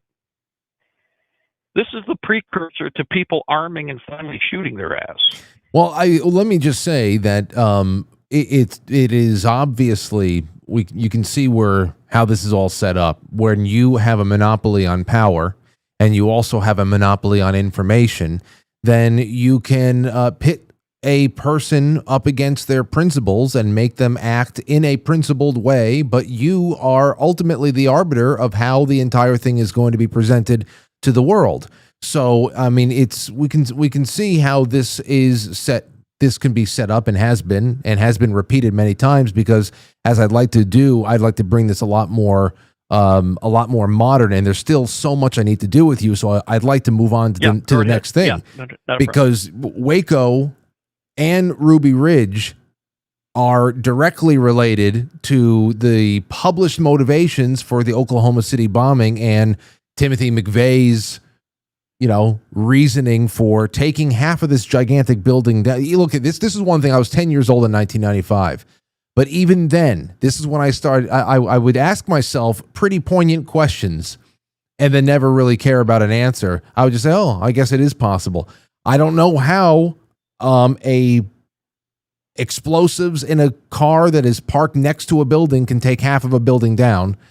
I never understood that back then there too, but there's so much here. And of course, McVeigh's apparent alleged attack was a direct outgrowth of this environment of that time. And I believe that, at least from what was reported publicly, both of these events, Ruby Ridge and Waco, were cited as motivation, or at least presented as motivation, which, to me, it becomes obvious this is a bigger moment in time where everybody has to wonder, whose side are we on, the government's or these crazy militia people? And then it's just a battle of a perception at that point. So, what do you tell me a little bit about Oklahoma City, because this is where you get personally dragged into the reporting of this. There was I found an article from I found an article from 1995 with quotes from militia figures who claim that you knew McVeigh. I have a video here I'd actually love to watch with you. It's a minute and a half of you talking. It's really fascinating. So give me a couple of thoughts and then let's watch this video together. Well, hold on for a second. Let's back up, because understand the militia effort during this period of time is already formed. Okay, mm-hmm. You're compressing. We have to, because you're hitting key points. But let's back up just a hair. Number one, the militia was incredibly successful. The government expected Waco to become a big terror action in which all of us would defecate in our pants and pee our pants and beg massa not to whoop us. And instead, because this had been a cascading series of events, not just one pimple event, but a series of events, many, many people, both in the military, and that's the factor they didn't want you to think about, and people outside the military, both understood what was coming. Do you think that this was working in a vacuum without people communicating with people they'd served with for 10, 20 years in the military? Do you realize we were a divided nation, and it never has changed since. But at that point, from 1989, to then the 92 window where we got the first taste of them publicly making an action where it would be very public, it'd be publicly presented, and then going to Waco immediately, which really they did. Everybody that was in the system was asking about first the Weavers as well. If they're willing to do that, how much farther are they willing to go? Well, then we knew what was going on at Fort Hood with what they were constructing. We didn't know what the location was, but we knew that the training site was there. People have been organizing in every state. I traveled to every state in the Union except Hawaii and Alaska. Militia were formed literally in every state. I built them. My job was to help to make it. That's what I chose to do. In fact, before I did it, I had a conversation with my wife, everybody else that was going to be participating. Either A, we keep doing this from behind the scenes, because in all of the 80s, I was behind the scenes but functional in the Patriot movement on a massive scale. Maps and things that people pull out now are stuff that we did in a clandestine way. We released anonymously. It was regenerated. It's still regenerated to this day. Nancy laughs constantly when she sees some of the stuff that they've put out there. I want to watch. I want to watch it with you. I really do. But get to right to. Ahead. Yeah, let's. No, where did talk about, because this is going to mention the feds looking into that you're not a suspect, but that they were looking into whether or not you knew McVeigh and all that stuff. To what extent, how did this link even be made between you and McVeigh? The reasoning was that, and now this is the amount of interactivity going on with people. I had one individual stepped up flat out from one of the agencies. He said, "Mr. Koernke, the only reason they did the Oklahoma City bombing was to go after you." That's a big operation to go after you, Mark. No, it's not. No, because do you realize? Okay, I want you to consider something. I'm trying to explain to you my history, a history of decades, in a couple of hours. In fact, most of it in 40 minutes. Do you think that is an effective, detailed history of the battlefield that we were in? I committed 100% of my time to actually mobilizing as many people as possible. I firsthand experienced most of this. With Waco, Janet Reno, let's go back to Waco, or not Waco. Yes, Waco, real quick. Janet Reno is on video a year after Waco, 1996. And they're asking her questions in Florida. Remember, she was from Florida. And they're yapping her back and forth as the attorney general. And she goes, "You burned those children. You attacked the Branch Davidians." And he goes, "Why did you do it?" And she blurted out, because they've been parroting her with a bunch of questions. She said, "We had to attack because the militia was coming." What? So do you think that the militia just developed within, say, the 1993, 1994 window? Or just because it was not something that was knee-jerk? This is not, this is the one thing. I'm not saying you're thinking this way, but most people compress and think in movie or television terms, in terms of time and compression. In reality, this was a compounding series of events that took place over a period of 2 decades and culminated in a window of activity for opportunity on the part of the globalists. Right behind all of this, you have NAFTA and GATT. Right behind all of this, you have an attempt, during it, you have an attempt at confiscating guns. Why do you think in fact, if you do a search on me, initially, if you do, depending on which search you do, you'll notice you get over 48,000, then 98,000, then 110,000 subject hits on my name. Why? Well, let's play one of those. I have a minute. Right, go ahead. Yeah, go ahead and do that. Yeah, minute and a half clip. Hopefully you can hear the. I think you should be able to hear the audio. But either way, if you don't, just sit tight for a minute and a half, and I'll let you know when we're good to go. Here we go. This is from CBS News in 1995. The man who didn't come home last night did show up in town today. Paramilitary activist Mark Koernke says he's not hiding. for the last 3 days, to give you an idea of how disinformation works, you've been told that supposedly the FBI, the ATF, and every mother's uncle is looking for me. Something's wrong. They have had no contact with you at all? I have had contact with them and called them every day for the last 3 days. The 37-year-old maintenance mechanic took a day off from his job at the University of Michigan. Despite earlier reports, authorities say Koernke is not wanted for questioning in connection with the Oklahoma City bombing. The communications with the FBI in Detroit is that we are not looking for them, nor are they. So we have no really information to follow up. Koernke denies any relationship with suspect Timothy McVeigh or alleged material witnesses Jim and Terry Nichols. Koernke is an active militiaman who vehemently defends his constitutional rights. He believes the federal government may have intentionally or unintentionally been responsible for the Oklahoma City attack. I would question that there's a possibility here that the Fed, and they're trying to cover their tracks, may have either had a terrible accident, because there's other things that were found by the rescue workers that they kind of quieted up about. Koernke says he'll continue to speak out for what he believes. In fact, he'll be back on his shortwave radio show tonight. Okay, so, I mean, you put it all out there. Hey, well, I don't know anybody. I've been in contact with feds, but I'm not wanted for questioning. Everybody said that. But then there is the big one at the end. I think that there is a cover-up going on here, and that there's probably not all there is to the story, which is usually the case. Here's why. Okay, number one, we already had an idea that something would happen on April 19th, 1995. Okay? In the month before the Oklahoma City bombing, I have a document on file. We've recorded it. We've reproduced it over the years. It must be maybe floating around out there still. The judges running the federal courts in the Murrah building, almost a month before the Oklahoma City bombing, generated a letter. What was the purpose of this letter?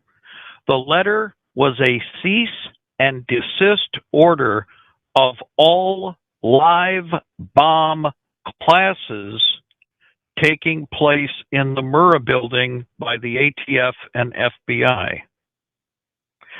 This letter was generated as a public document by the courts as a demand and, in fact, order to cease and desist all live bomb-making classes that were going on in the building. How would they know that?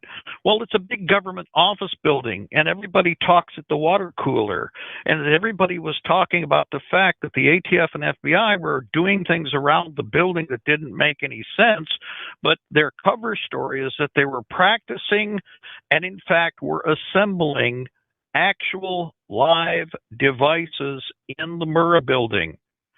This document wasn't generated by Mark, and it wasn't generated by the Patriot movement. It was generated by individuals in the Murrah building, in fact, the judges, as a consortium. We knew this before the bombing.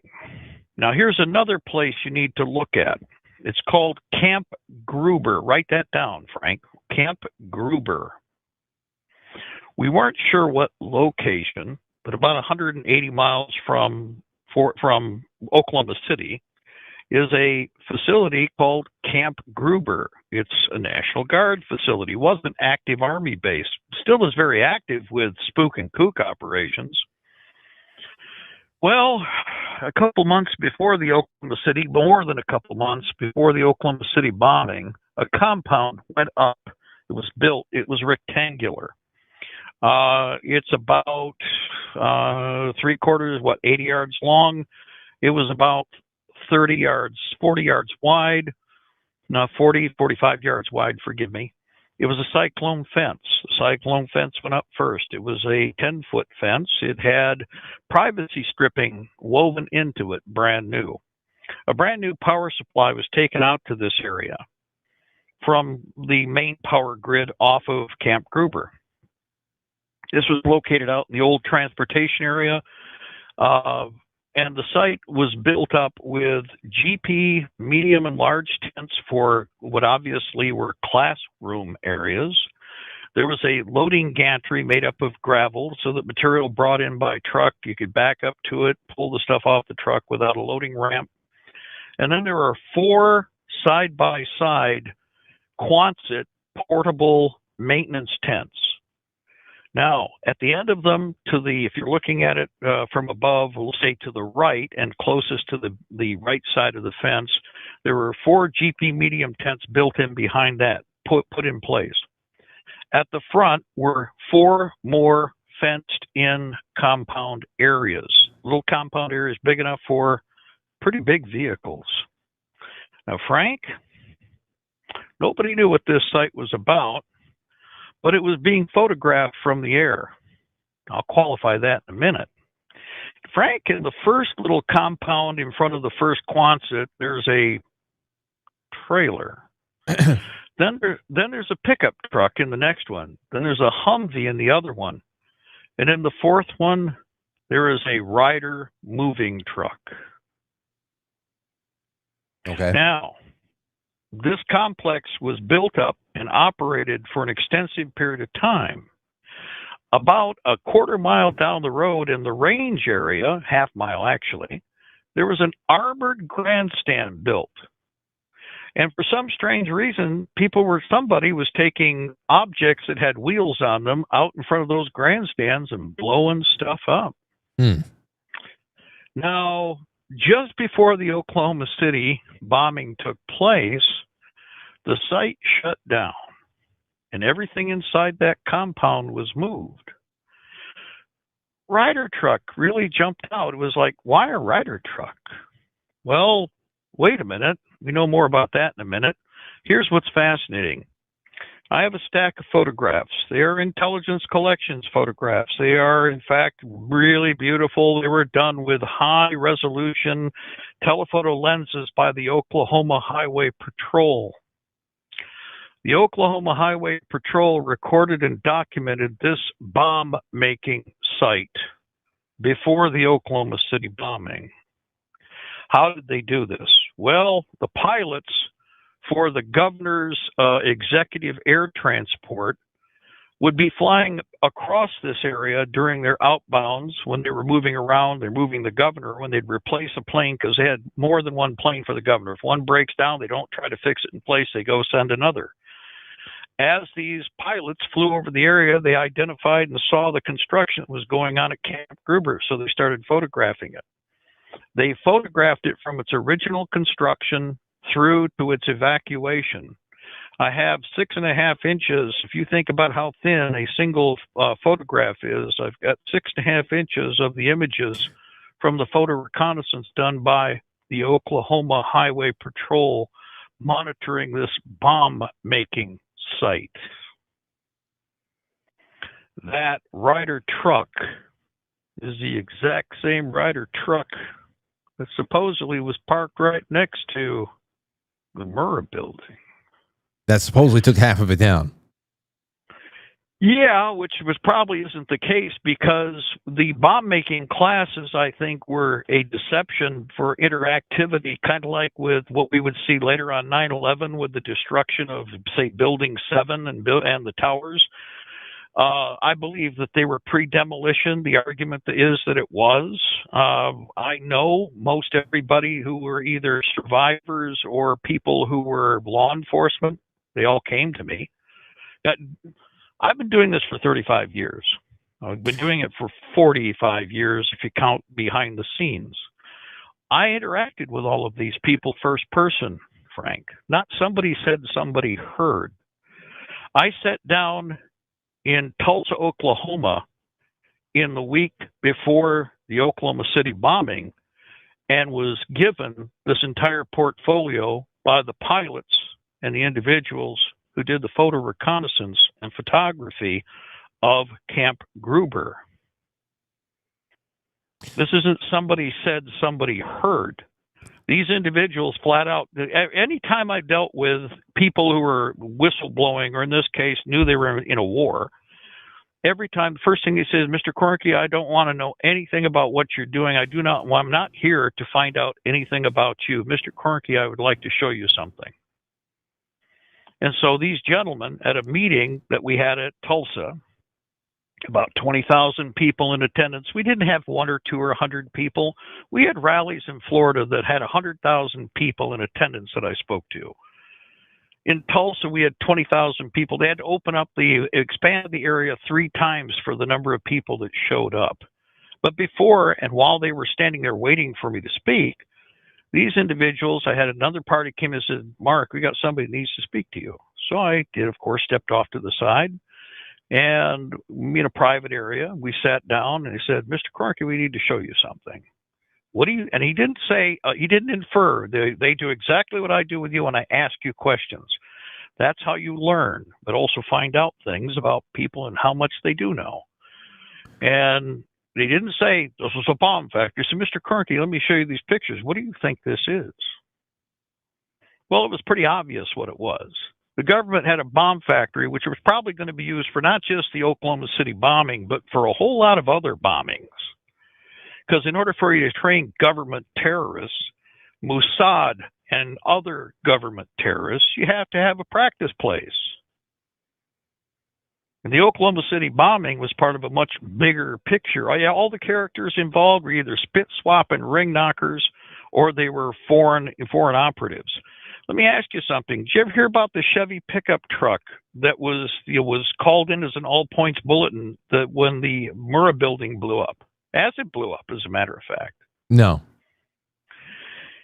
You can find this. I have all of this on file with tapes and videos from all of the local law enforcement, but also from the local media. So I don't control the local media.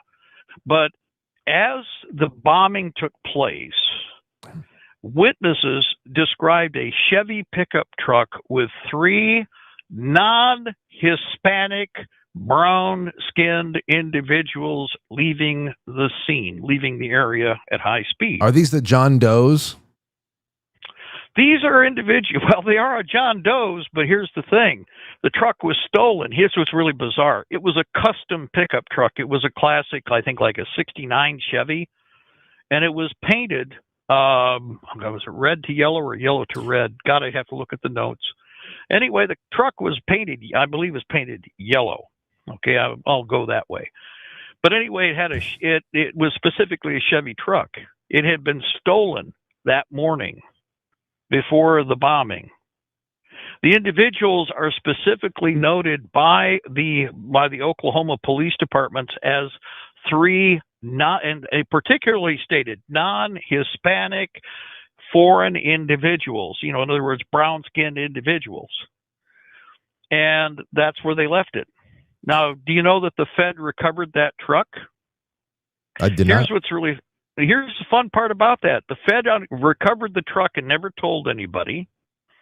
They disassembled the truck, every nut and bolt. They literally disassembled that truck. How do we know this? Well, because they did it in a Oklahoma Highway Patrol facility. When they reassembled it, they repainted. The Fed repainted the truck so it was a completely different color, and they took the trunk or the gate off of the truck and replaced it with another gate to change the image and silhouette of the vehicle, probably to be safe in case it got caught on video. And by the way, it did get caught on video. You do know that, right? You know the whole bombing was videotaped, right? Well, I'm sure somebody, if somebody would have it. No, not somebody. Government did. Let me point out. This is what's really bad about. In fact, even in the imagery you can find. I want you to look right across and Mark, the street. just to bring to your attention, we're rapidly running out of time here. I know. Real quick here, everybody, to help you to understand what people aren't supposed to look at. Right across the street, on the corner, and every 20 feet. There is a camera on a post in the parking lot right across from the side of the Murrah building that was blown up. Okay? What's bizarre is in the controlled media in Oklahoma, they did several intros the first day where they actually, how you do like a feedback where you're coming back from an ad? Uh-huh. And they had a camera pointed right at a camera. You didn't know what it waited. Well, what the hell is this? And they pull back with the camera from the news crew, and the camera is pointed at the Murrah building, and you realize as the camera pulls back, you can see camera after camera after camera after camera, and they were all pointed at the Murrah building. Let me ask you something, Frank. Why do we have to guess about what happened when the federal government, because the federal government owns that parking lot, the federal government had all the videotape of the bombing? You have to imagine, especially if there's that kind of planning put into something like this. Again, there's just like we were talking about with Richard Gage last 2 weeks ago. It's an old time question that really takes the whole official story of the official story of 9/11 comes apart from so many different angles. But when you look at the way that Building 7 fell, you say, okay, well, if you needed to prepare this building for demolition to fall in this way, how much time would it need to be able to make that happen? And Richard said about a month. So with that kind of planning, you'd have to imagine that somebody would have a tripod and a camera set up off in the distance to have the whole thing on tape somewhere. So, I mean, of course, it's not going to be on the evening news, but I have to imagine it exists. The interesting thing about this is that an individual, one of the victims, or actually, forgive me, one of the individuals who was beat to death after he was picked up by police at the Oklahoma Airport federal facility, he was taken there and beaten to death during interrogation. They beat him literally to death. His brother filed a lawsuit that he won, demanding the video from the federal government building cameras that day. You know what they gave him? They gave him, when he finally won after appeal, they blocked. They gave him camera footage from Colorado and from somewhere in Nevada. Oh. Now, to be arrogant, because all of this evidence can be demonstrated by physical representation of the technology. Okay, but when you ask, why did they do this? The purpose was to try and break the Patriot movement. They didn't, and they didn't break the militia movement either. That's where you had a bunch of limp dink or a whole bunch of panty waste, which you typically will have in any movement, just like with the Trump thing. If Trump's situation goes south, all these people wearing the red hats, half of them will make the red hats disappear so fast it'll make your head swim. They'll run to their house. They'll nail themselves into the house like they did with the corona beer virus crap. They'll run to the basement and hide underneath the moldy hideaway bed again, just like they did for 2 years while all the propaganda was coming out, but only because it looks like things are serious and they might have to fight to defend themselves. So the people that typically give you this angst-type version of what happened during and after the Oklahoma City bombing were the people who ran and hid. I didn't run and hide. In fact, just the reverse. We were ready to go to war. Yeah, this logic, April 19th was going to be, if they decided on the 20th, 21st, you want to know why they backed off? Because we said, my fault, your fault, anybody's fault, we'll shoot your ass. That's as polite as I could be. That's certainly not the case today, as you were saying before. And we have so much to talk about because, we're just getting our conversation. We spanned the last years of the 70s, all throughout the 80s. And now we went from Ruby Ridge, Waco. Now we're in 1995. In 6 years later, we have 9/11. But in 2001, you would be in prison. And I want to talk. There's a new event. There's one event before that which you don't probably know much about, but it's right at 1 year after the Oklahoma City bombing. We have to save it because we want to cluster this with. Oh yeah, I want to cluster this with your stint in prison because that's incredible, and that's all happening, and that really just leads once you get out of prison. We have to talk about this.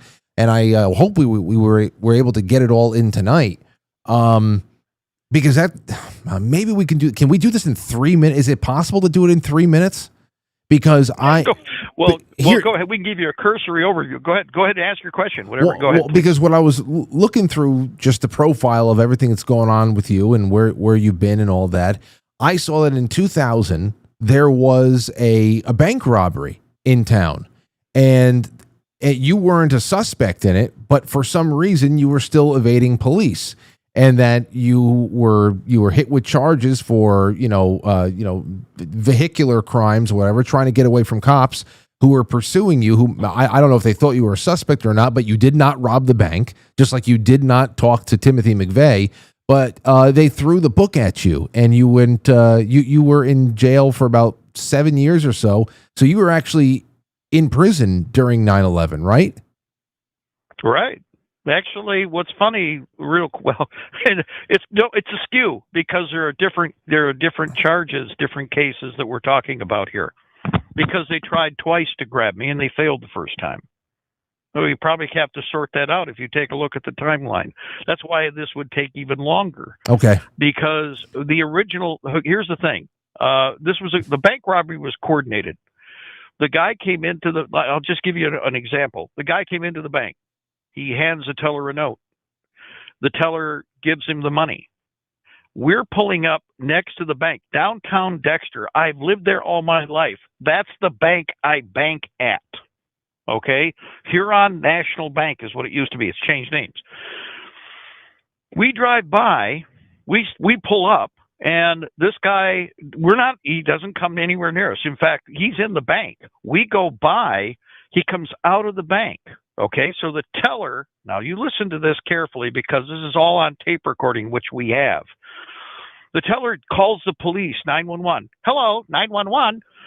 Hi, this is Huron Bank. We've just been robbed. Is he right there still? No, he's not here.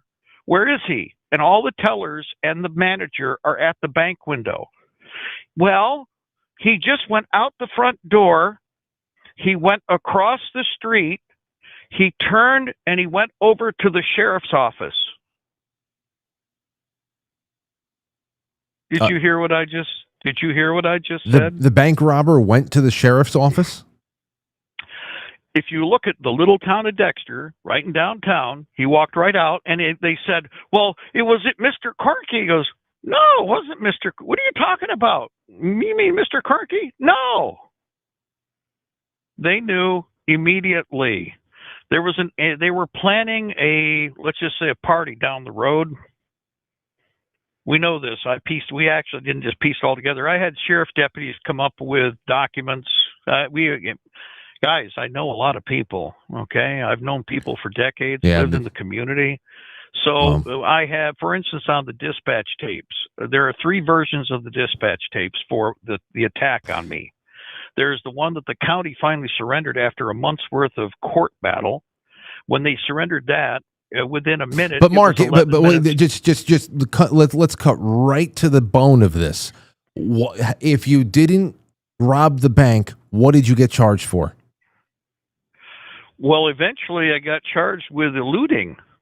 But you can't elude if you don't have an original charge, which is why I'm the only person in the state of Michigan's history to be charged with the crime that I didn't commit, technically didn't commit. And then did you wrestle? Here's the reason. Yeah.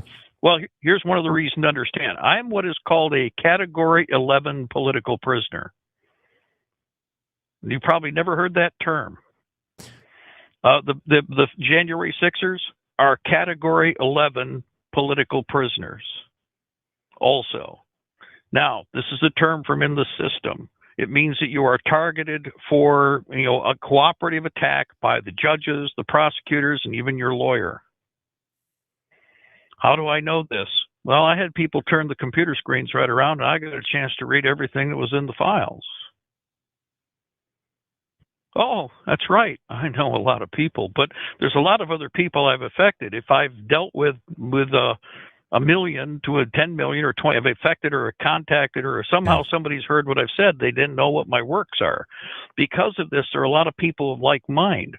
The system didn't just recently sprout whistleblowers. There's all kinds of good men and women all through the system and know exactly what the other bastards are doing. Let's understand that across the board. And the picture that's painted with what you see in the internet with like what you're bringing up, Frank, remember, is skewed by, even some of it as passive or mild as it could be. Not mild, but it's still always slanted, implying first that there is still a criminal action. Remember that all of these things were engineered events. Everybody accepts this idea with Trump, but they've been doing this to the American people for decades. In fact, they've done it for more than decades. Well, let's stop right there then, because obviously it wasn't a 3-minute story, and I was stupid for even asking you. Because there's 3 sub stories because it's 3 events one after another. I know because but of course that's the open door to the 21st century, to 9/11, and then of course what the militia movement became, because then once we get into the 2000s, then we have all the things that I'm starting to remember that I was talking about on my earlier broadcast that we ever did, where we're talking about the Missouri Highway Patrol with the MIAC security reports, and how far more broadly they were bringing any kind of Second Amendment group or returning combat veterans from overseas. They were starting to become domestic terrorist suspects. So all of this stuff is leading us right to today, to January 6th and beyond. And I also want to talk to you about, of course, a little bit more on the early days of alternative media. You, Bill Cooper, Alex Jones, Art Bell, anybody. So we have to do that in episode 2, and we got to put that on the schedule immediately. Well, here's what's fun. We created Alex Jones. Well, I did see episode 2. Don't even start. Don't even start, Mark. We'll be here until 11 o'clock. Yes, we would. No, but you see why this is why it was important that we did what we did tonight, because now we got all the formative years of your work on the schedule. We can bounce all over the place now and just do. I've got questions about some of the earlier things. I got questions about black helicopters. I got questions about Russian tanks in the United States. All of these things, whatever you know about deep underground military bases, deep undersea, all of that, we can do that now. I think that the floodgates are kicked open. So as we're wrapping this up, give everybody some parting shots. Let them know how to follow your work, the numbers on the shortwave dial. And I'm looking forward to, and I'm sure many others are looking forward to episode 2. Very good. Number 1, the original work that I did, which we generated during the middle of the Branch Davidian siege, is called America in Peril. It is posted on Rumble. It's also posted on YouTube. You'll find different examples of it. That video, like the shortwave, literally traveled around the world. And how it was generated is because people just simply reproduced the video because we told them to. American Peril is the precursor. It's the "we told you so" to what was coming. Because we'd accumulated the information, and because of personal experience and other. Right, we know that. Anyway, the important thing here is that step by step we were able to map out the process, to help people see what was coming. It did have a significant effect. There's American Peril 2 and American Peril 3. You can go find those. They're on YouTube, but American Peril, the first one, is on Rumble, so that's easy to find either way. As far as broadcasting goes, I've done radio. My son created, for his own purposes, for his homeschooling, a micro FM station, which was called Liberty Tree Radio. And while we were building up Republic Radio International, he has maintained for 30 plus years, 35 years, actually, Liberty Tree Radio, to the point where it has become a backup network and then a primary network, etc. We still broadcast every day, Monday through Friday, 5 to 7 p.m. and 8 to 9 p.m., the Intelligence Report. And that's at www.libertytreeradio.4mg.com and libertytreeradio.org. We're also, this hour, though we're just left, we're on WBCQ, The Planet, 6.160 regular shortwave. And yep, you were heard all over the world tonight. In fact, people, I got to say this, I'm looking at it right here. Frank, so there's some guys that are some of our best listeners who are in 2 places. Bangladesh says hi to Frank tonight. Wow. Okay, number 1. Hello, Bangladesh. We have a big listening in Bangladesh. They're the 3rd poorest country on the planet almost. But it's interesting, for 30 years, we have always had a big listenership in Bangladesh. We can map out anywhere around the world by our internet response. And the other is the Czech Republic says hi, because you were just heard not only on shortwave, but you were heard probably on about 10 or 15 micro FM stations in the Czech Republic. Wow, that's incredible. And also Romania and other places. So that's just really incredible. And Mark, this was again. I love this evening. It was history, and it was a history lesson. And like I said, I already have episode 2 written with what I have left over, and it's a perfect amount of stuff. So I'll get in touch with you after this, maybe tomorrow morning. I'll send you an email, and maybe you and I can just we'll pick out a date in July, and we'll get it on the books, and we'll start building that up again. Absolutely. And by the way, real quick, that picture of Camp Gruber, we posted it before multiple times. Maybe there's only one survivor. If you go over to Google, punch in Oklahoma City bombing, punch in images.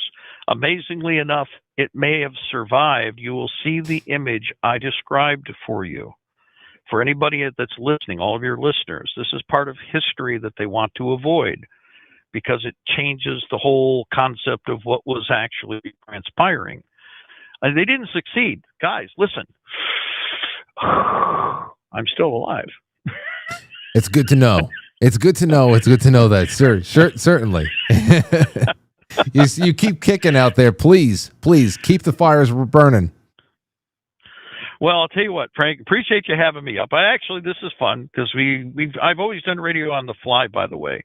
I've done radio from telephone poles, from high rises, and any place else you can imagine. So, and everywhere in between. And it's a lot of fun. The most important here, hopefully, I don't care if we boiled some brains, and some people may be chomping at the bit to shake their fist at what I've said tonight, but oh well, that's just how it works. And again, we have a lot of first-person witnesses out there. Mm-hmm. Not people who heard about it, people who lived it. They're still very much alive. One last thing about Waco you've never seen. Now, I want you to. This is a wicked thing. There was a ATF agent. He filmed everything that happened at Waco. You've seen some of it. You ever watch Waco Rules of Engagement? No. Go look it up and watch it now. Okay, the images you see of the ATF agents were done by ATF agents, because the guy did thousands of hours. Okay, he also filmed the last day. On the last day, the side that you couldn't see from a mile and a half because the cameras were that far away, the ATF and FBI agents surrounded the building to the side, the back, and the far left side away from the cameras. While the building was burning, they all stood there on vehicles or on the ground. They put their hands over their head, and they bowed to the fire while they were burning the women and kids. And they did this in unison, over 140 of them, over and over and over again. Ritualistically, you're talking? Ritualistically. That's some diabolical. As a witness before my Lord and Savior, Jesus Christ, I swear that this is the truth, and I have witnessed this myself. Well, I'm going to. Thank you for leaving us on such a dark note. There's so much that has not been seen, and of course, like you said, there's so much that has never been released. So, for those of us who are in my generation that don't really have the working firsthand memory of it all, we definitely have our a little bit of a laundry list, a little bit of homework to do, and I appreciate, again, you and all your time, sir. Well, I'll tell you what, when we come back, start me up on that, and I'll qualify it for you so you can understand why that's so interesting. The ritualistic aspect of Waco? Yes. Okay, I'll write that into my notes right now. We have a lot to do, but I think we have another 2 hours worth of stuff, so that'll be nice. So really, I came into tonight prepared for a 4-hour show, and we only had 2 hours worth of time. But now I know better, and I just won't add anything onto the fire. So thank you so much again, Mark Koernke, the Intelligence Report, and we will talk soon, sir. Thank you for having me, sir. All right, take care. There he goes. There he goes, Mark. Off for the evening. Boy, yes, I over-prepared, but we got a good one in tonight. I got a good one. Hold on, let me write this in here. Hold on. Waco ritual fire. There you go. I've got a few other things. Nice. I'll put that in. Koernke, part 2. Yeah, the killing of the Patriot movement. What would be the purpose of this? Oh, that's the most obvious thing when you think about the political landscape of that decade. And the reason why this became a lot more important for me to get somebody on to talk about, and then poof, Mark from Michigan shows up one night and calls in 2024. And it was because of all of the old reruns of Coast to Coast I've been listening to. And anything else. Bill Cooper's The Hour of the Time, which is all shortwave. There's a lot of old 1990s late night talk radio that I have been trying to find all over the place. And even when it's not like you're not talking to a parapsychologist or something like that, and there are just shows, I think the more valuable shows are the ones where they're talking about some of the headlines of the day. And I have noticed that especially throughout the mid to late 90s, the resounding theme there is that the militia movements were very, very pronounced, very profound, and people were very worried that there was going to be something popping off. To the point where when you think about there's social tensions today, and obviously people lose their lives in the streets, and there's whole other kind of street disruptions and rabble rousing that goes on with the fake social justice movements and everything else. But as far as the civil war is right around the corner, no, we've been both the left and the right largely deballed. You think about the emotionally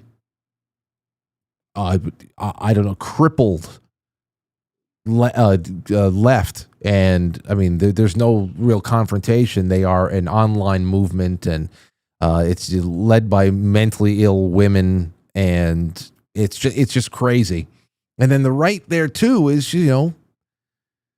what are we going to do? We have guns.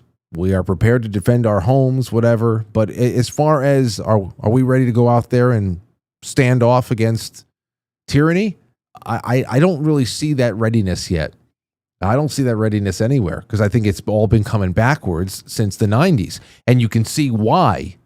It wasn't until the Bundy Ranch standoff with the Bureau of Land Management, like I said before, that the interest in this stuff started popping off again, and realizing, as that was the most relevant thing for me in the last 10 years, that there were chapters that preceded it that actually make a lot more sense as far as the history behind the whole thing.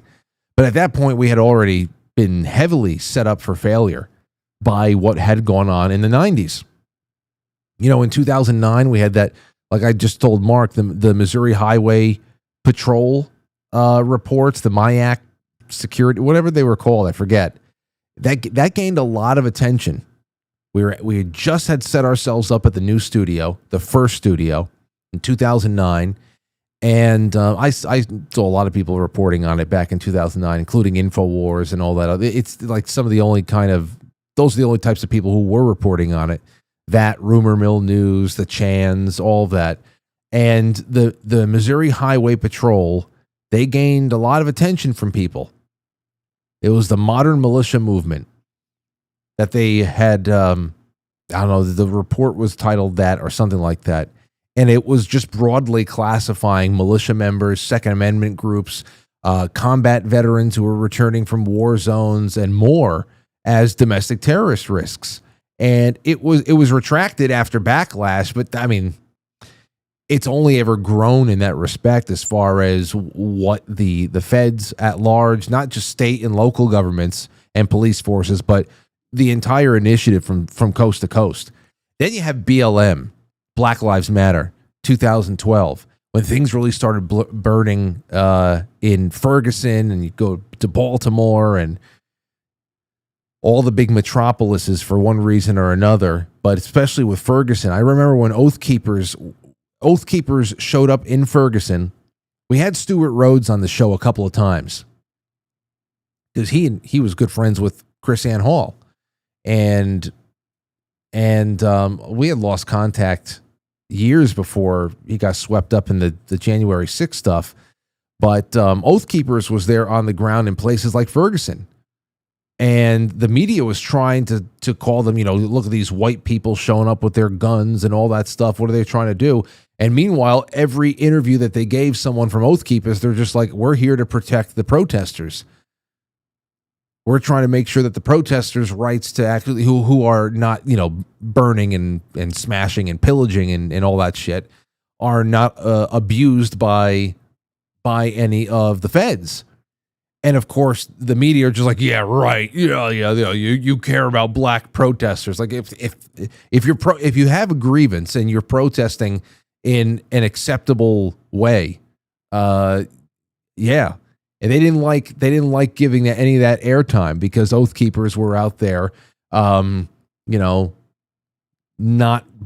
playing into the narrative the way that they want it to be depicted. But anyway, Stewart Rhodes got wrapped up in January 6th. And then, of course, January 6th became a way, when you think about everything that had been done to kill smaller pockets of resistance to federal tyranny through like militia movements and everything else like that, January 6th, as had been said many times before, that the war on terror that was at one time pointed out into the world, while we also made domestic concessions for a false sense of security with the TSA and everything else that's going on over here. January 6th was that official, completely turning of the cannons around in on us, that we were Al-Qaeda now, and January 6th became a way to classify tens of millions of average Americans as domestic terrorist risks just for supporting President Trump, just for casting a vote. Forget about going and standing off against some feds somewhere in Missouri, or in Idaho. Yeah, that's a big step up, because I can track. I can now start to track the controlled demolition of the whole thing right up to and including January 6th. Because yeah, they rung up people like Stewart Rhodes, but after January 6th, you didn't even need to be a militia member to be categorized as an extremist. Joe Biden stood in front of Independence Hall and gave that distinction to tens of millions of people who just voted wrong. So, yeah, there's a lot there. It's 9:17. You know what I will tell you? Because I'm going to get off now. I would say this. While Mark was talking, I remembered that James Corbett did an Oklahoma City video. And as one of the top comments says, only James Corbett could sum up Oklahoma City in less than 5 minutes. Go, please, and watch this yourself. Go and it's on the Corbett Report, unofficial. Somebody put a little bit James Corbett archive on YouTube, so I don't know how long it's going to be there. But flashback, OKC, a conspiracy theory. It was posted 8 months ago. I'm giving it a like. I'm also here. You know what? I'm going to save it to the interesting shite playlist. There you go. It's in the interesting shite playlist on the front page of Quite Frankly YouTube. You can go and check it out. Or you can go to YouTube and take a look at OKC, a conspiracy theory by James Corbett. Under 5 minutes, he gives you all of the things that perhaps if you're older than me, perhaps you forgot about. And you're just like, holy shit. Holy shit. That was such an obvious job. Especially since it was all of that destructive power was supposed to be coming from a truck parked outside of the building. That's just as ridiculous as Building 7. Unless there's a part of the story I forgot. But go ahead, check that out. That'll be a nice little cherry on the top for tonight. And let me get to your super chats real quick so I don't forget anybody. Listen, Blossom Maciel just put in a super chat. Thank you so much, Blossom. Did Blossom say anything? No, just a nice little tip. Well, I love you too, Blossom. ST says, God bless you, Frank. Thank you again for all that you do. Mark is very interesting guest. He certainly is, and he just arrived at our doorstep. Imagine all the people who are out there just watching we don't know about. Please email us. Call in on open nights. Jay Britz says, already anticipating Mark Koernke, episode 2. Thank you, Frank.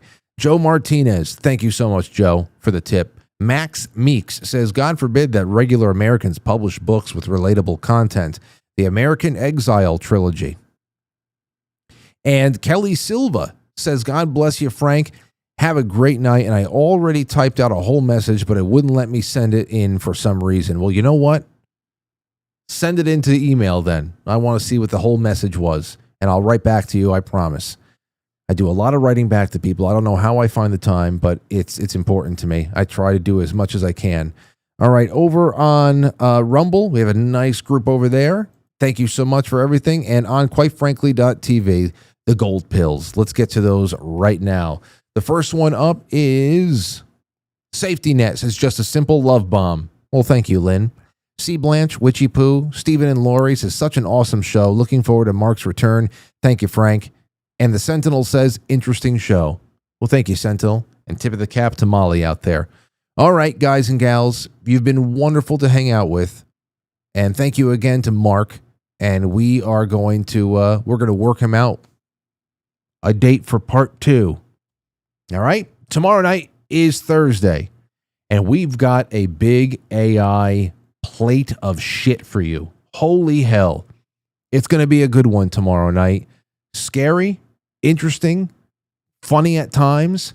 And then at some point in the second half of the show, we're going to bring Matt from Cultivate Elevate on for a short segment, because as I was gathering all this stuff on AI, especially things that were happening in, AI blackmail and then the Google VO3 and everything else, then I saw that that Matt from Cultivate Elevate had done a little bit of a dive into the AI aspects of Trump's big, beautiful bill, which is not very promising. So that'll be up there with a few other things. And then before you know it, it'll be Friday. And who knows what Friday will bring. Standing on the threshold of the weekend. Weekend that won't have me driving hundreds and hundreds of miles. And perhaps I can catch a breath. Maybe. No, because Saturday morning is very early. Saturday morning is T-Ball All-Star Day. So I'll probably be doing Tug of War at 9:15, but we'll have to be there around 8:45. So if you want to play Tug of War, until next time, good night. I'll catch you on the flip side.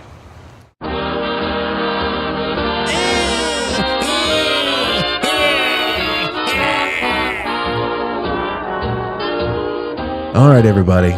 Thank you so much for all of your super chats and your friends. You're all so great. Thank you to Blossom, to ST, to Jay Britz, to Joe Martinez, Max, Kelly Silva. You guys are fantastic.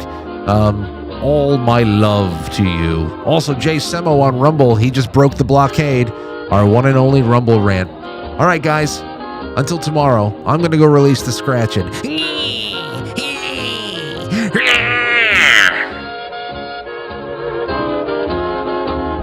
All right, guys.